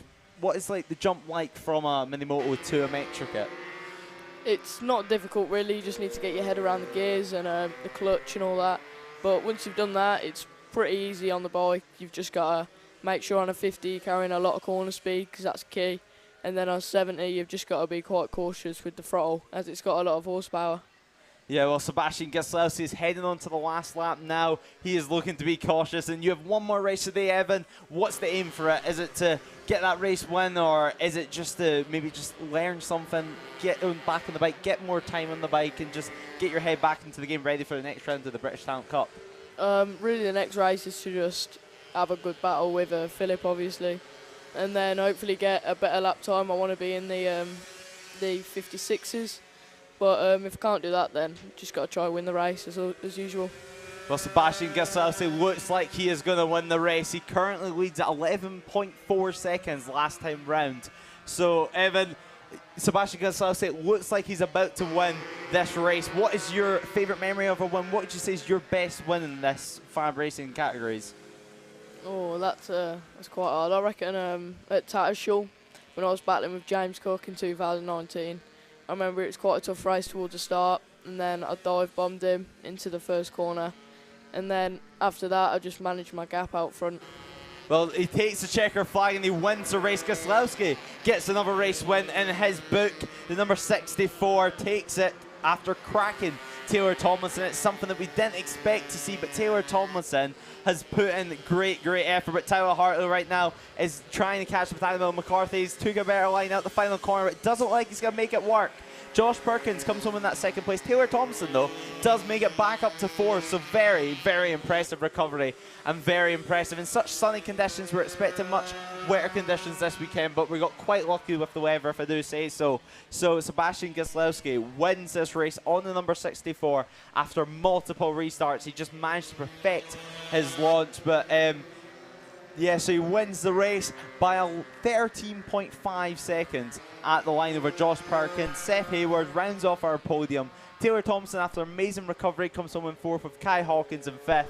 Annabelle McCarthy comes home in 6th with Tyler Hartley, Ratcliffe and Archie Hooper rounding off that battle for that 6th position. And finally, actually, the newcomer, Jensen Ansel, comes home in 10th, missed yesterday, back today, came from back of the grid, and to get a top 10, that's amazing. But thanks for joining me, Evan. Hopefully we'll be seeing you at more rounds of FAB this year. Yeah, I will be at more rounds of FAB, and thank you for having me. Right, thanks, Evan. And yeah, that's Evan Belford, who has one more race later on today in the Extreme 200s. And make sure to support him out in track. Remember, you can come here at FAB, you can watch it, and what an amazing race that was. Ross, you're back alongside me, and what a race that was in the AC40 Rookies. Yeah, I mean, it took us a while to get to the end, but when we did get there eventually, it was brilliant, wasn't it? Taylor Tomlinson, I mean, we've seen that before in the wet at Wilton when he went down and then managed to get back up and fight all the way to 2nd, and we've seen it once again, although only up to 4th this time, but again, a brilliant comeback from Tomlinson. But Sebastian Gislowski, he is just on it this weekend, isn't he? Just super fast. As we're just hearing that race control is giving a 1-second penalty whose parent, or a roving marshal as they're known, who signals to their child during the race. I've just been reciting that in my ears, so just to repeat that properly after not reciting it. So announcement for race control, any young rider, so any junior rider whose parent or a roving marshal, the marshals with the yellow high vis, they're all parents, who then signals to their rider and tries to give them information, they're getting a 1 second penalty for every single time they do that. So that could potentially upset a few people. Of course, some riders like to have a bit of help. You know, this isn't just junior riders. Some guys up in MotoGP and BSB just like to have a bit of coaching and guidance. Just how to get around the track. Probably just someone, obviously not on their ear when they're out on the bike, but someone who's there just helping them along a bit, and just so you're not on this journey alone. And a lot of riders and drivers as well in the four-wheeled variant of motorsports, that weird thing that we don't really like here, they do like having that and just having that extra person, that extra support. So especially for the younger riders, often their dad or their mum who's been with them since the start of their motorcycle journey. So that, yeah, potentially could be a bit interesting come race 3. As we, well, nice of you to chat to Evan Belford. He's quite a nice lad, isn't he? Yeah, he certainly is. He's such a fast lad as well. We've seen it in race 2 today. Even here at Fab, he still has the pace. Coming to Llandow, not the usual tracks that he races on now. Much bigger tracks, as you mentioned. The Silverstone GP circuit. He was at Thruxton. He was at for the last round. So it's so great to see more British Talent Cup riders coming. Moto Team Race 2 time.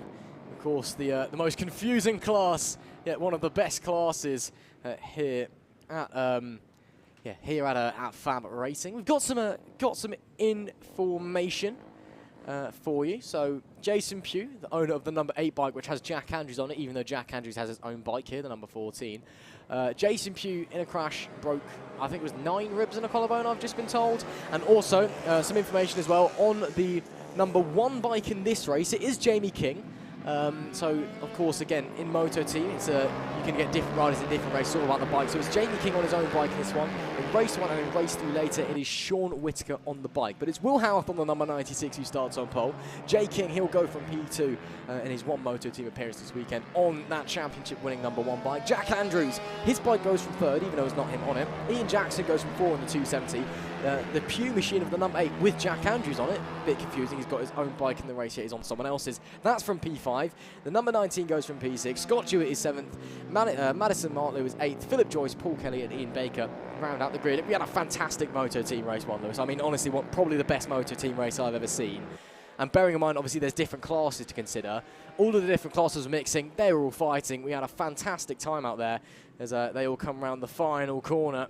And Will Howarth had a bit of a challenge on his hand. I mean, Will Howarth, until Shane Norville, the former 500cc Grand Prix rider that we didn't know was actually a Grand Prix rider until we Googled him afterwards, turned up and gave him a good go. And then in this one, he's turned up to Llandow and he's got some stiff competition. So maybe race 2 could be someone else on top. Let's wait and find out, shall we? Lights go out. We're underway. Jay King gets a great launch, but phase 2 bogs down at Will Howarth that sweeps into the lead in turn 1. Unfortunately for Jay King, the initial launch was so rapid on that number 1 machine. But unfortunately, just, I don't know if there's a bit of wheel spin or just the traction didn't quite get in, or even if the engine just bogged down but didn't quite get away. And now under pressure from the 270 machine. Of course, the 270 and the number 1 in the same category, and then following them as well, I believe that's the number 14 of Jack Andrews also in that category. So Will Howarth is leading the way in the open class, but the bikes, all 3 bikes following him, all in that standard class. So this is a really important fight early on in this race here. And well, it's all very tight. Howarth's actually managed to break away, which is something he didn't quite do yesterday in race 1.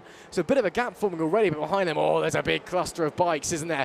Look at them all piling down into the hairpin, and so many standard bikes having a fight. King tries the switchback, gets the switchback on the 270 of Ian Jackson. So they're fighting for the lead of the standard class and P2 overall. Will Howarth has not quite checked out, but he's got quite a healthy advantage already. But it's the number 1 of Jamie King who's leading the standard class. Yeah, Jamie King, he got initial launch, was really good as Ian Jackson tries to go round the outside of him, but he cannot make that one work on the Suzuki.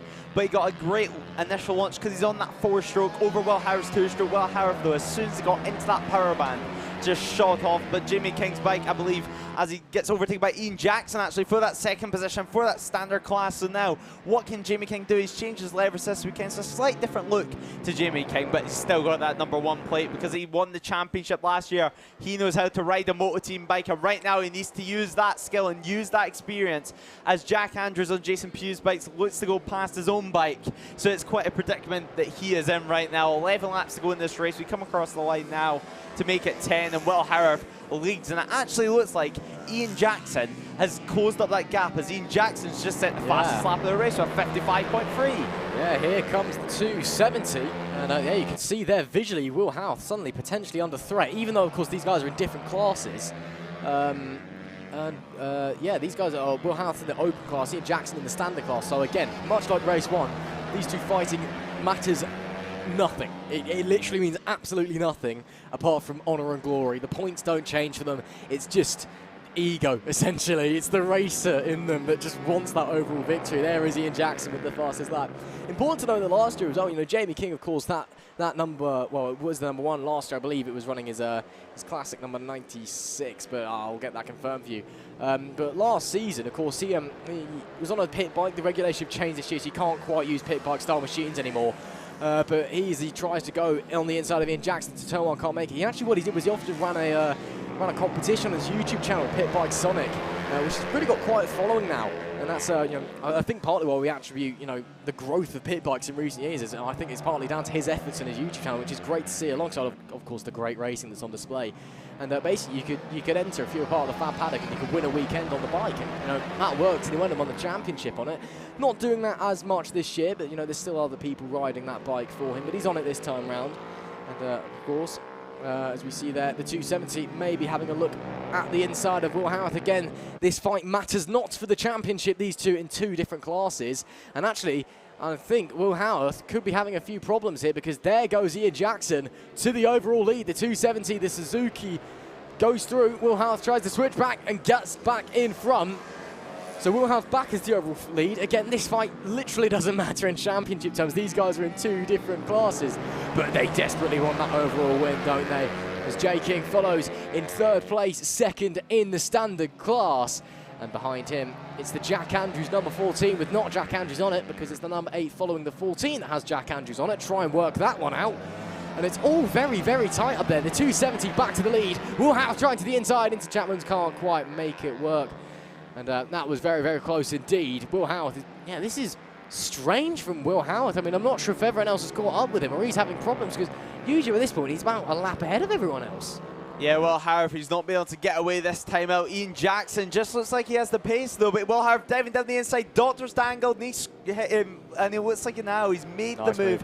He's got it working, and now 7 laps to go of this race as we cross the line. Will Houth needs to try and get away, because Ian Jackson, he's looking so strong. He was looking like he does have a good drive out that final chicane going on to the back straight. As we see there, the Jason Pugh bike with Jack Andrews on it just coming past. It's so great that he's managed to get that bike going, but Will Houth now, he's really, really wide. He's lost that race lead. Ian Jackson on the 270 leads. He has a little look behind him as now even Jamie King's like, how did that happen? How am I ahead? As now Will Houth has managed to get past Jamie King on the number 96 bike. Of course, Will Houth having a great result on the senior mini moto class and on the moto team class this weekend. It's a busy, busy weekend like usual. Of course, round 2, Darren Anderson was here as sparring partner. He's not here, but the 270 of Ian Jackson looks to have the pace and looks to have cards to play with Will Houth.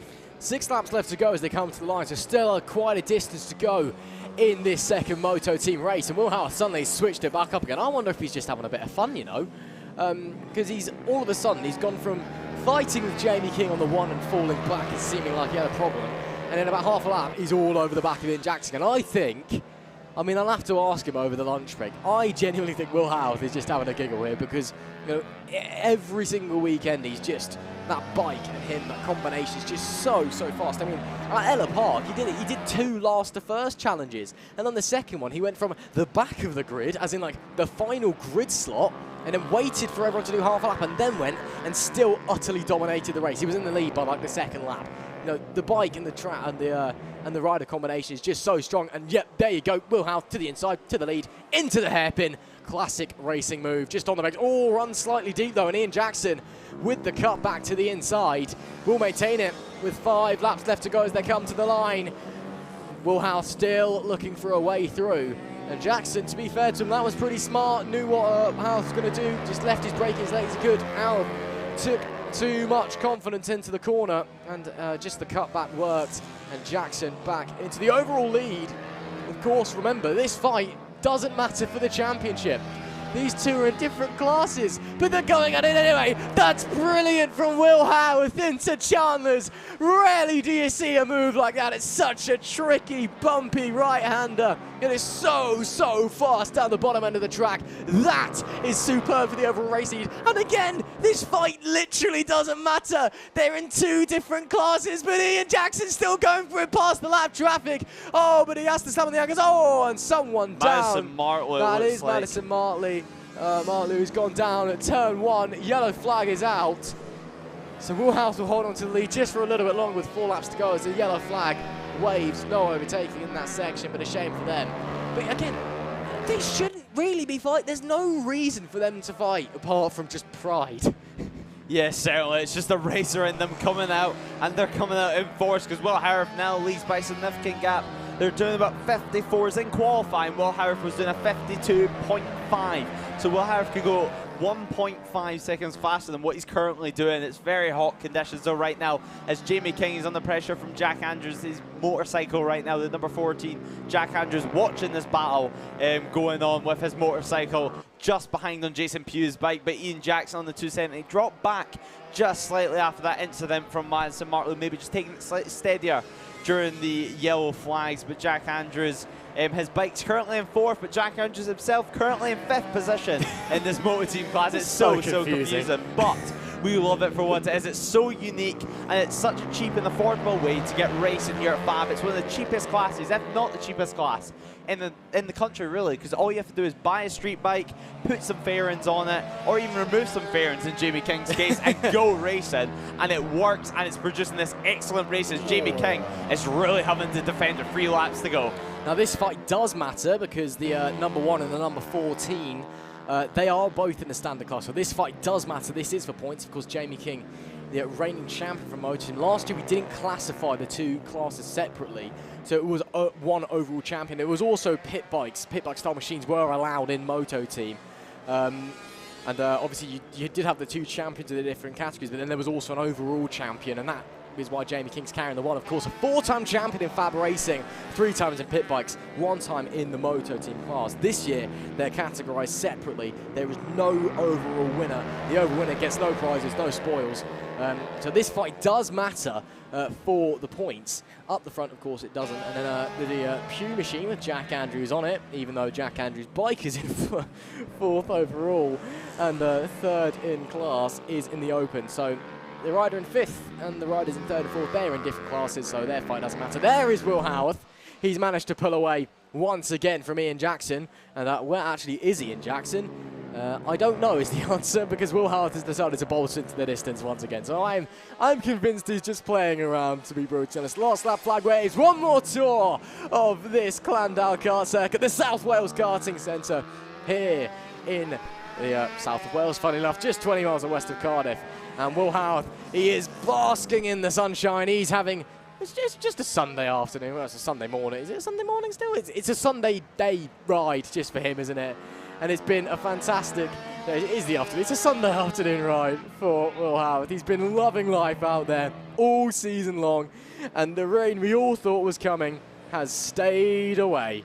And it is lovely and blue and just nice here in Llandow. And I'm sure the sun is smiling just as Will Howarth will be smiling under the helmet as he comes to the final corner to take yet another race victory in the Moto Team. A brilliant ride once again for Will Howarth. The number 96 takes the overall victory and the open class. Ian Jackson, where's Ian Jackson? He's going to bring home the standard class victory.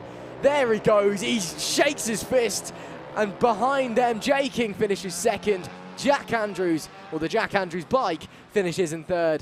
Jason Pugh takes 2nd, or the Jason Pugh bike with Jack Andrews on it takes 2nd in the open class, and Phil Applebeck on the number 19 will take 3rd in the open class. What a ride for Will Howarth. Ian Jackson, he was delighted with that one as well. He was loving life as he came across the start-finish line out of our commentary box window. But Will Howarth, again, brilliant. Yeah, it certainly was. It was just pure brilliance. He just knew that he had the pace in it. He waited and then shown it all at once, really. We knew with the qualifying results that he had slightly more pace in his back pocket than 54 seconds.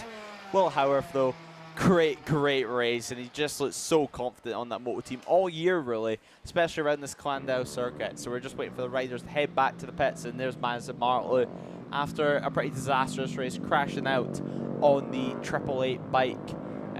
Maybe now just seeing if it restarts, if we can get the bike going again just for race 3, because there's still race 3 coming up if you enjoyed that moto team race.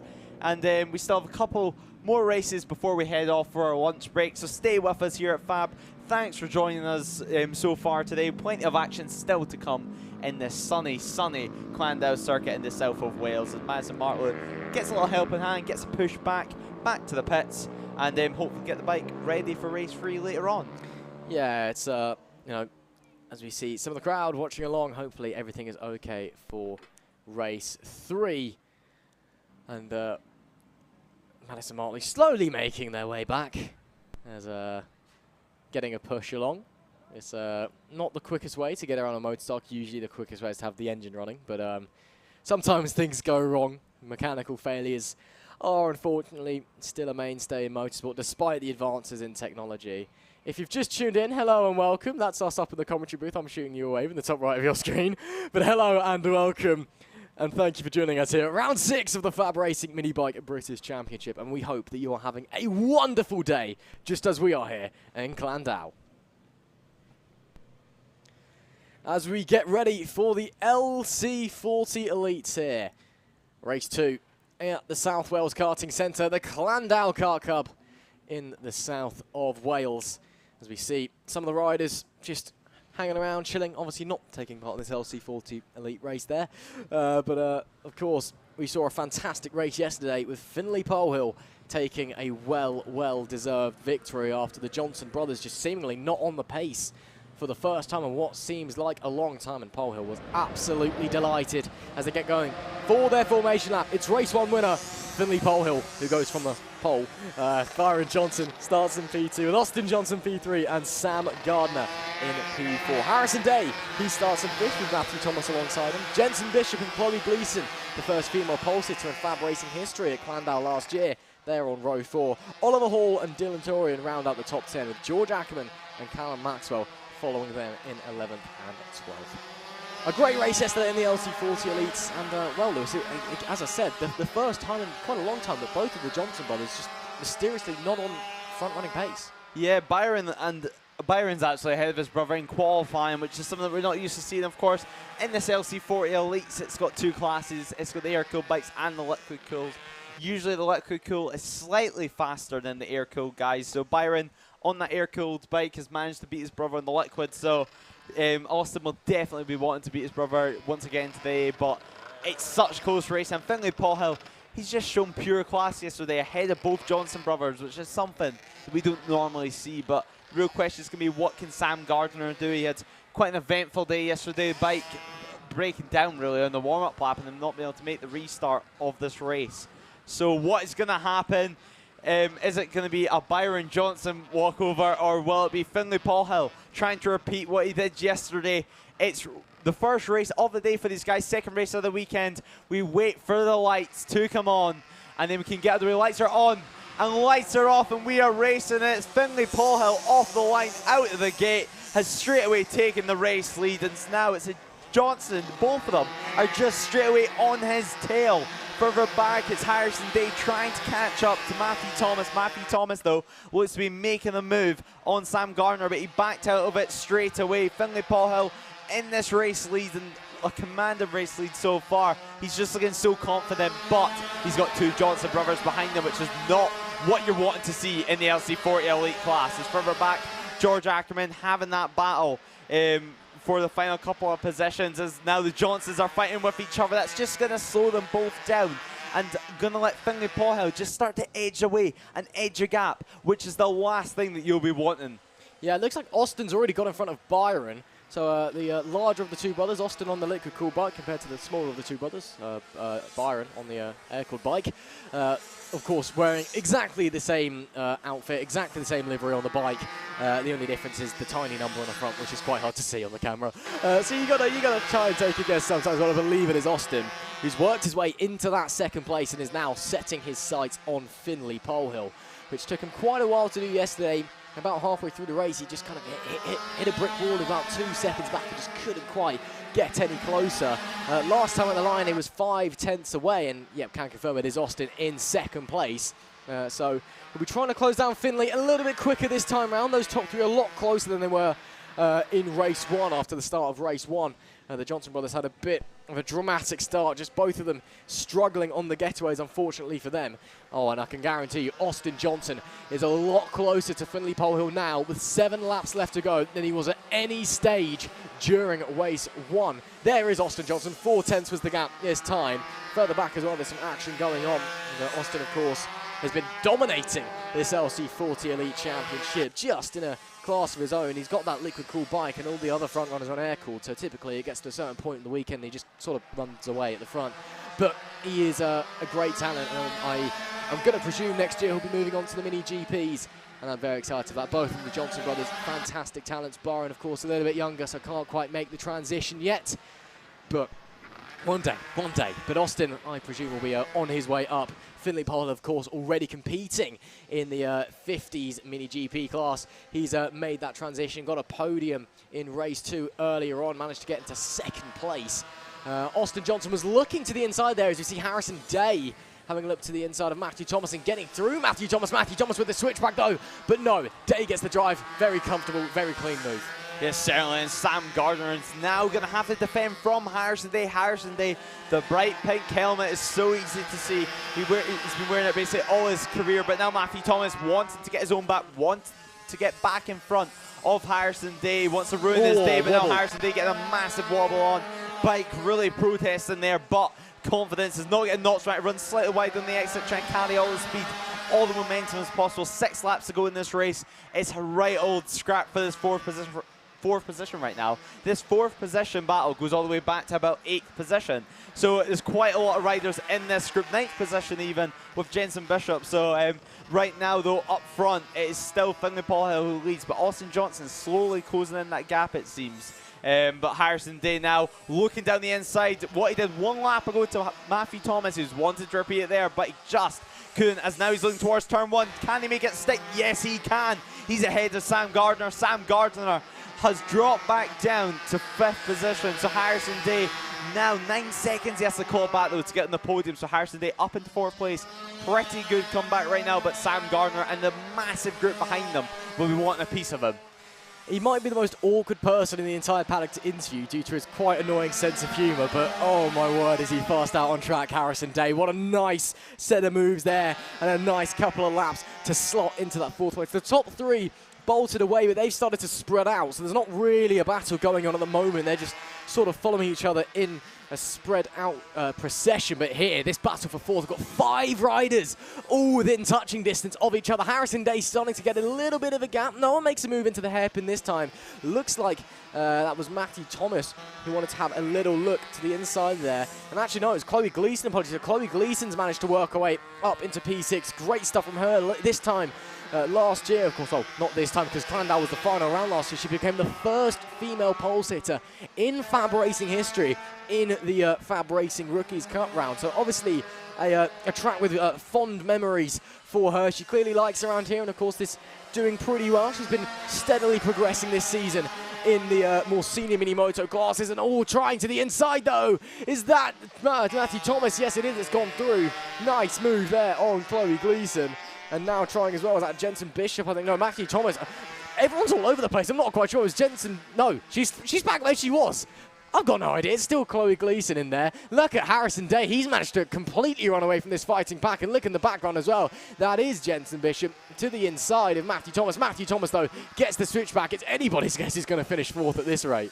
Yeah, Jensen Bishop now is on the move and is on the way to get past Chloe Gleason, and now Chloe Gleason setting her sights on Sam Gardner. So it's a real packed battle. This is what we love to see from these young riders as Chloe Gleason tries to dive down the inside there. Chloe Gleason, of course, being on that number 25, quite a big number on that mini motor, so quite easy to spot. But Harrison Day's just got away from this group and got away out of the danger zone, because Sam Gardner, he's under a lot of threat. If he makes one mistake, runs just slightly wide, he has 3 mini motos coming past him with 3 very talented riders on them. So now the real question is, can he just keep his cool, keep his calm, and keep these 3 riders behind them as further, yeah, you can see further back in your shot, Sam Gardner managing just to cause a little gap on Chloe Gleason. Chloe Gleason last time around was a 2.5 second gap. What will it be this time? And now they come across the line. Chloe Gleason, it's a 9/10 of a second gap, so nothing between it, but Jensen Bishop is right in her tail, so now we're just have to wait and see what's going to happen, because all these guys wanting just to make as much moves as possible, try and find every opportunity, because right now it looks like Matthew Thomas is the real loser out of this pack battle. I mean, it's so close to call. I mean, even if Matthew Thomas finishes where he is in 8th, he's had a fantastic performance. In this battle, it's just anybody's guess as to where they're going to finish. You've just got to be in the right place at the right time. With 2 laps to go on the clock, and it is tighter than ever in that fight for 5th place. Final lap for Finley Polehill, and look at that, Austin Johnson out of nowhere is all over the back of the race leader. Where's that come from? The gap was huge a few moments ago, and suddenly Austin Johnson, he can smell blood, he can smell a victory here, but he's got to get past the orange machine of Finley Polehill first, and that is no easy task, because Polehill has been absolutely perfect all weekend long, as Austin Johnson actually set the fastest lap last time out of 52.461. It's about 2 seconds off the lap record, which was set by Archie Gibbs last year. So the track conditions clearly not favourable to these mini motors. Oh, there's going to be traffic. Going to be traffic at the worst possible time for Finley Polehill. This opens the door. Austin Johnson to the lead, onto the back straightaway with 1 corner to go. Here comes Finley Polehill to the inside. This is unreal stuff on the final lap of the race. Who's it going to be? A drag race all the way to it's Austin Johnson on the final lap, who takes victory using the back markers with a drag race to the line. Oh my word, Finley Polehill will be devastated. Victory snatched from the jaws of, no, defeat snatched from the jaws of victory was what I was trying to go for. In this battle here, he's going to come out on top. Believe Sam Gardner was on top in that fight. Yes, he was. Chloe Gleason 6th. Jensen Bishop 7th. And Matthew Thomas, as you said, has wound up in 8th. But again, a great race from all 4 of those guys. Oh my word, talk about late drama in race 2 of the LC40 Elites. That was brilliant racing. Yeah, it was. It was a great result. Austin Johnson getting that race win from Finley Polehill with the back markers coming into play, and his younger brother Byron coming home in 3rd to round off that podium. But what a great result that was, and what a great result it is for the family. Johnsons, they're no stranger to getting race wins and no stranger to constantly being on the podium, and that is why they're up front in the respective championships. But great race from these guys, almost like a Moto3 race from 4th to 8th place. They just couldn't get away from each other, and these guys, even such as Matthew Thomas, he will be delighted with that. He'll be coming back with a smile on his face because of the battle. But Austin Johnson takes the race win by just 0.3 of a second only over Finley Polehill. Byron Johnson comes home in 3rd with Harrison Day 4th. Sam Gardner in that massive battle comes home in 5th with Chloe Gleason, Jensen Bishop and Matthew Thomas in that pack. And Oliver Hall comes home in 9th with Dylan Tureen, rounding out our top 10 in the LC40 Elite class, the premier class of mini motor racing in the UK. But coming up now, we will have race 2 of the Mini F1 sidecars. Yesterday and all season, actually, we've seen some of the best racing that we've seen from the Mini F1 sidecars in such a long time. Mick Williams has a new passenger this weekend. There was so much drama before the racing even got underway. Absolutely, of course. Mick Williams, regular ride along.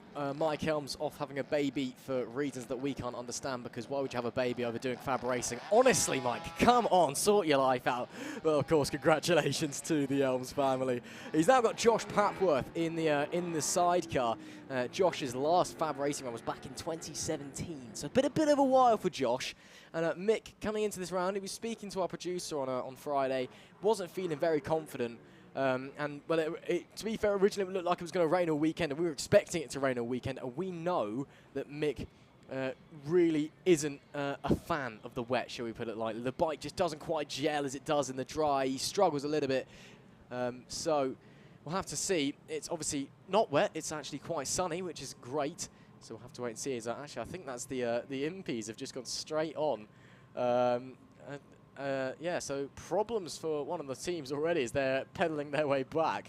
But so for a change, for the first time in a long, long time, it was not the 26 going from the pole position. It was the Green Streets, who actually had they actually had a protest lodged against them because they had a GoPro on the number 90 outfit, and which is they've now taken off. Oh! There was a crash actually going off the grid. So now the passenger is sitting in the grid slot, and that is something that you don't see every day. Word. And it, of course, was the Keats. You know, they've been known to be quite crazy, and now they have to do a whole lap. Jacob Keats has to do a whole lap without a passenger. That is superb. I mean, he looks all right. He's up on his feet, and he's just demonstrating to the paramedic what actually happened.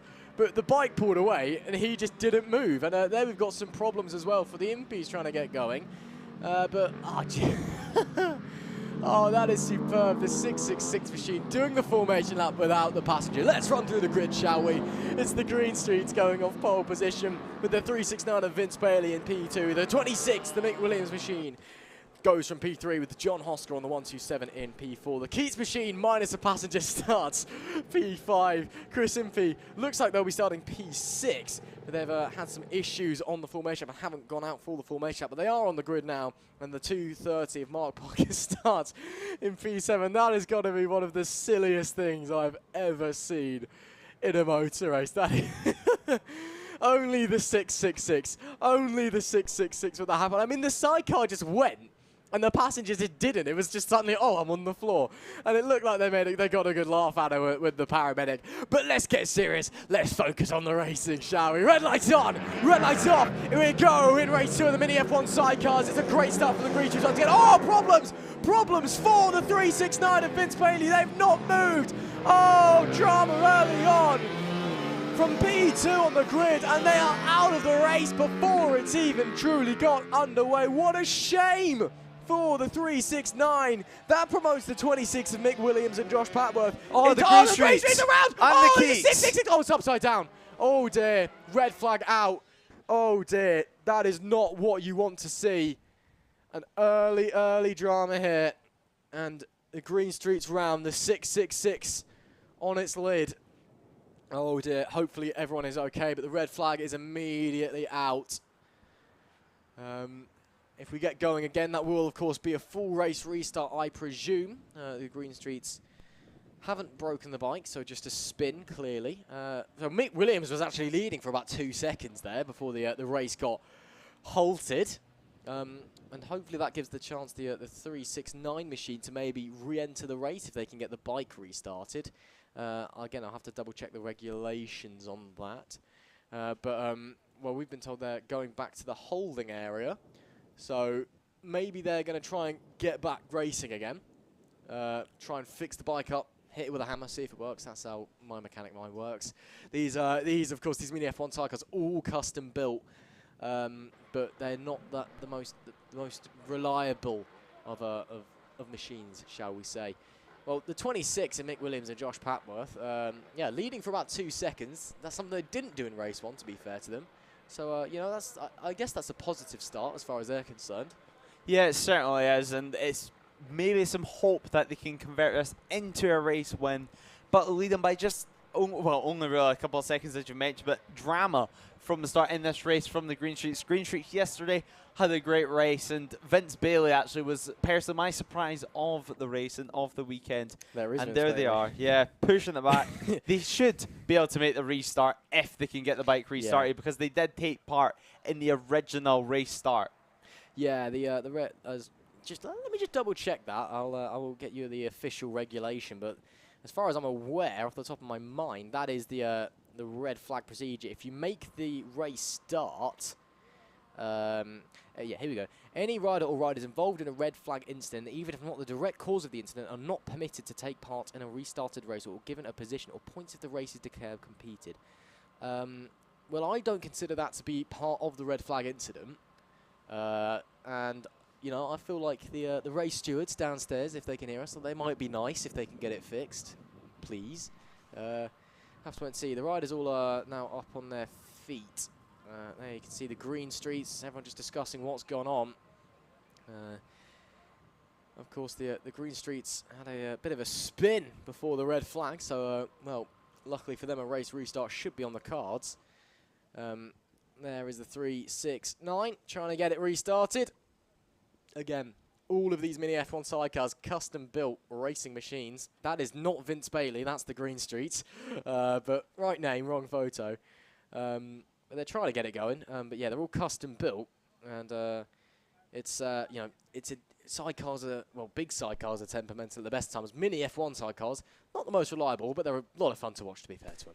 Yeah, they certainly are, and all the riders now are heading back to the holding area to join them in there. But a lot of these mini F1 sidecar guys are, well, they're quite mechanically minded. That's how these bikes are able to be a thing, and that's how the series is able to be a thing. So now McWilliams checking that they have to go back into the holding area and not straight back to the grid. Impey, they've had quite a lot of drama before this race even started. The bike wouldn't start, but they managed to get it started eventually. And then 230 of Mark Parker heading also back to the pit lane now. So there is the bike of Keats getting pushed back by two marshals, back into the holding area, back into the paddock, out of harm's way.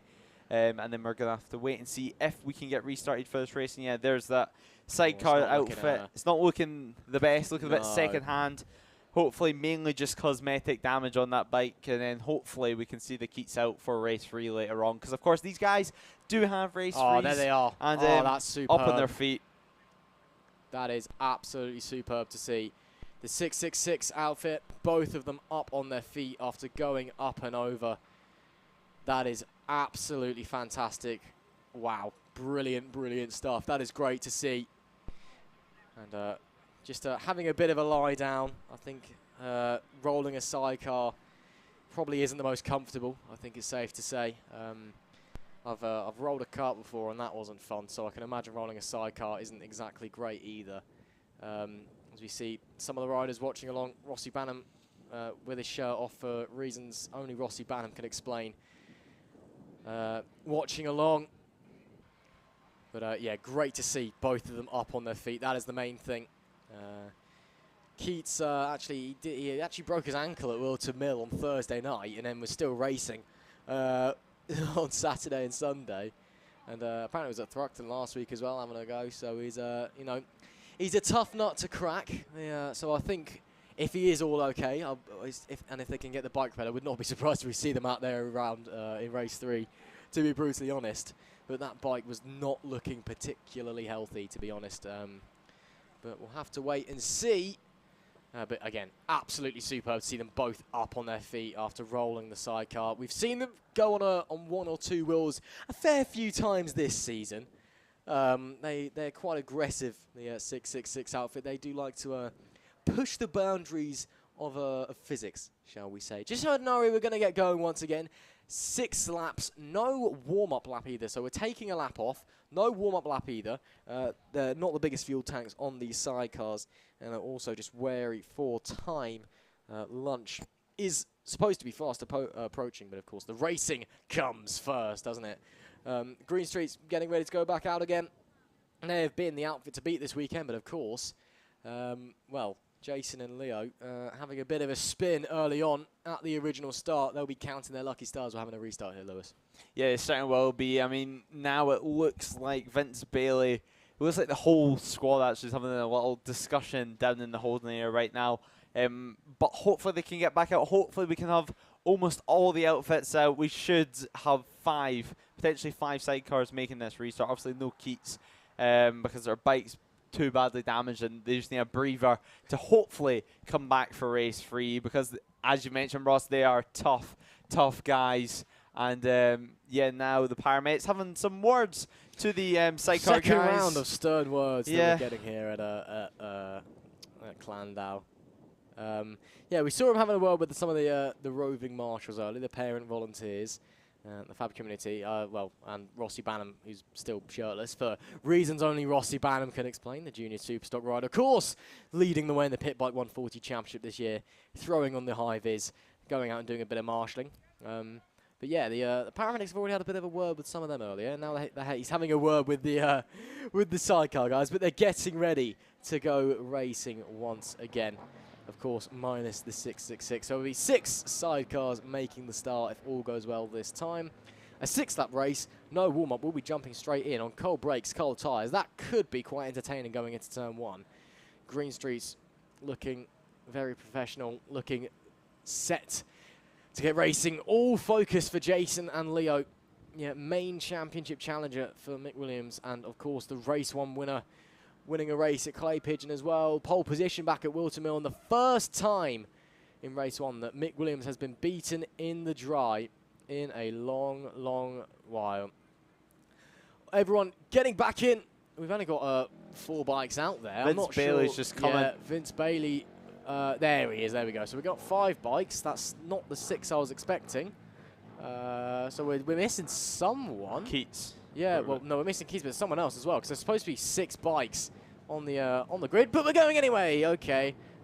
5-bike race it is. Red lights, we wait for them. On they go. Restart time. Let's go. Red lights off. Oh, good start there for Vince Bailey, but there's issues again for the 369. The Green Streets will hold the lead. Oh, Vince Bailey. Oh, you gotta feel from another strong start coming to a slow and grinding halt, and they wheel it out of the way.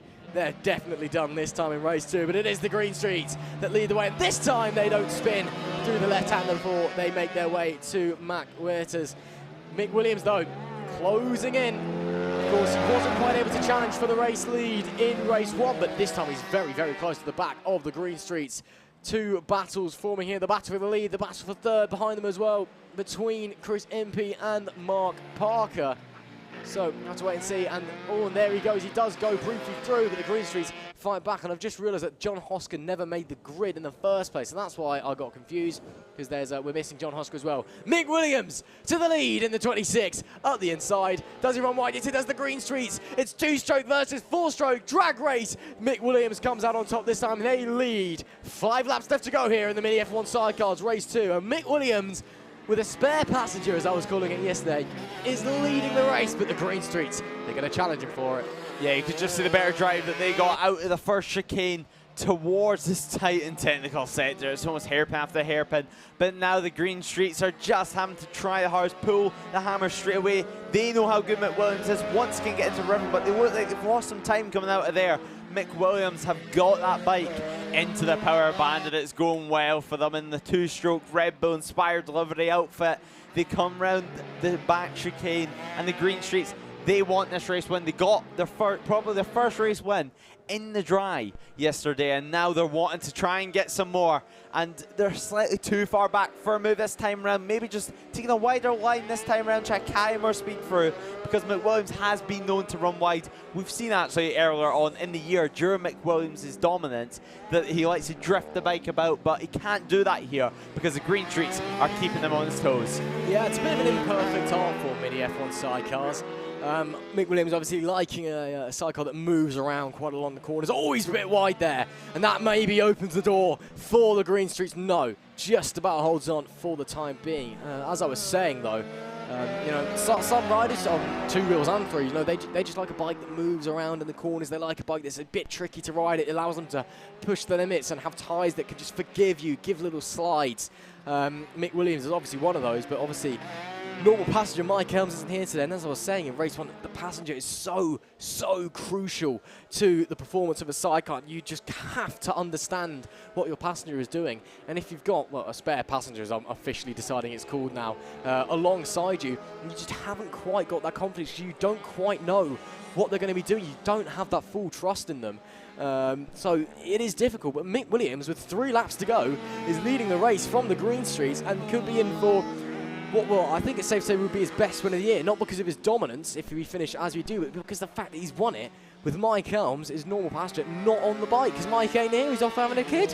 Unreal stuff, but the Green Streets still following them. Impey and Parker fighting for 3rd place as well, the final place on the podium. This is only a 4-bike race after John Hosker didn't make the start, and of course, losing the 666 into that red flag period. The Green Streets still following as they head down the back portion of the track and onto the Hangar Straight through the Dell. And the Green Streets, oh, I mean, they just gain so much on the exit of the corners with that 4-stroke immediate power, but then Mick Williams gets in the power band with his 2-stroke, and it just goes down the straight. Yeah, it certainly does. You can just see how much confidence they have already.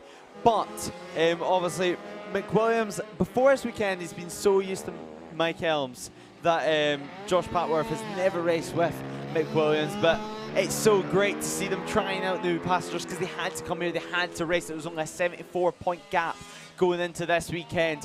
And almost the best way to think about of changing passengers, it's almost like getting a completely different setup on a normal motorcycle, because if you think about the way you turn a sidecar is with the passenger, and with the passenger transferring their body weight to one side of the sidecar. So if you have a new passenger that is a slightly different height and maybe a slightly different weight to what you're previously used to, your turning points are going to be slightly different, your braking markers, when you're going on the throttle, everything changes. So it's really for McWilliams to have to use all of his experience, all of his ability, and he's doing that now, and he's doing it with a race lead in his hands. It is so impressive. There's Empey. They had issues at the start, well, their first restart, but now going on to the last lap are the front runners as these guys head down the back straight, battling for the final podium position. It is Empey and it is Mark Parker battling for it. The 4.57 runs slightly wide there, coming out of the hairpin, coming out of the final corner to start their last lap of the race. The last lap flag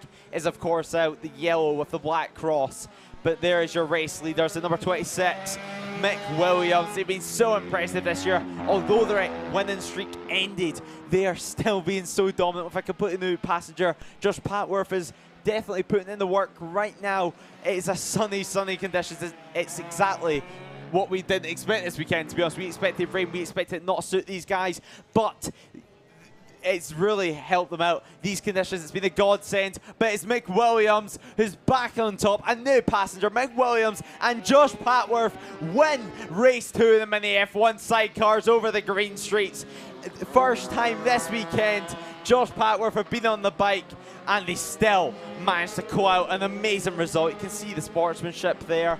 And going down the back straight now is that battle for the final podium position. Chris Empey runs slightly wider on the exit there compared to Mark Parker, but it looks like Empey are going to get that final podium. They'll be happy with that result, but Mick Williams back to his usual form, and as they cross, everyone crosses the line actually. We have Vince Bailey giving them all claps, but there are first and second position. Green Streets, great ride once again, but Mick Williams showing his experience. That has possibly got to be the best win I've ever seen Mick Williams take, and I've seen a fair few in my time in this commentary booth. Not because he was up the road by about 20 laps as he often is, it's because what he's done with a new passenger in.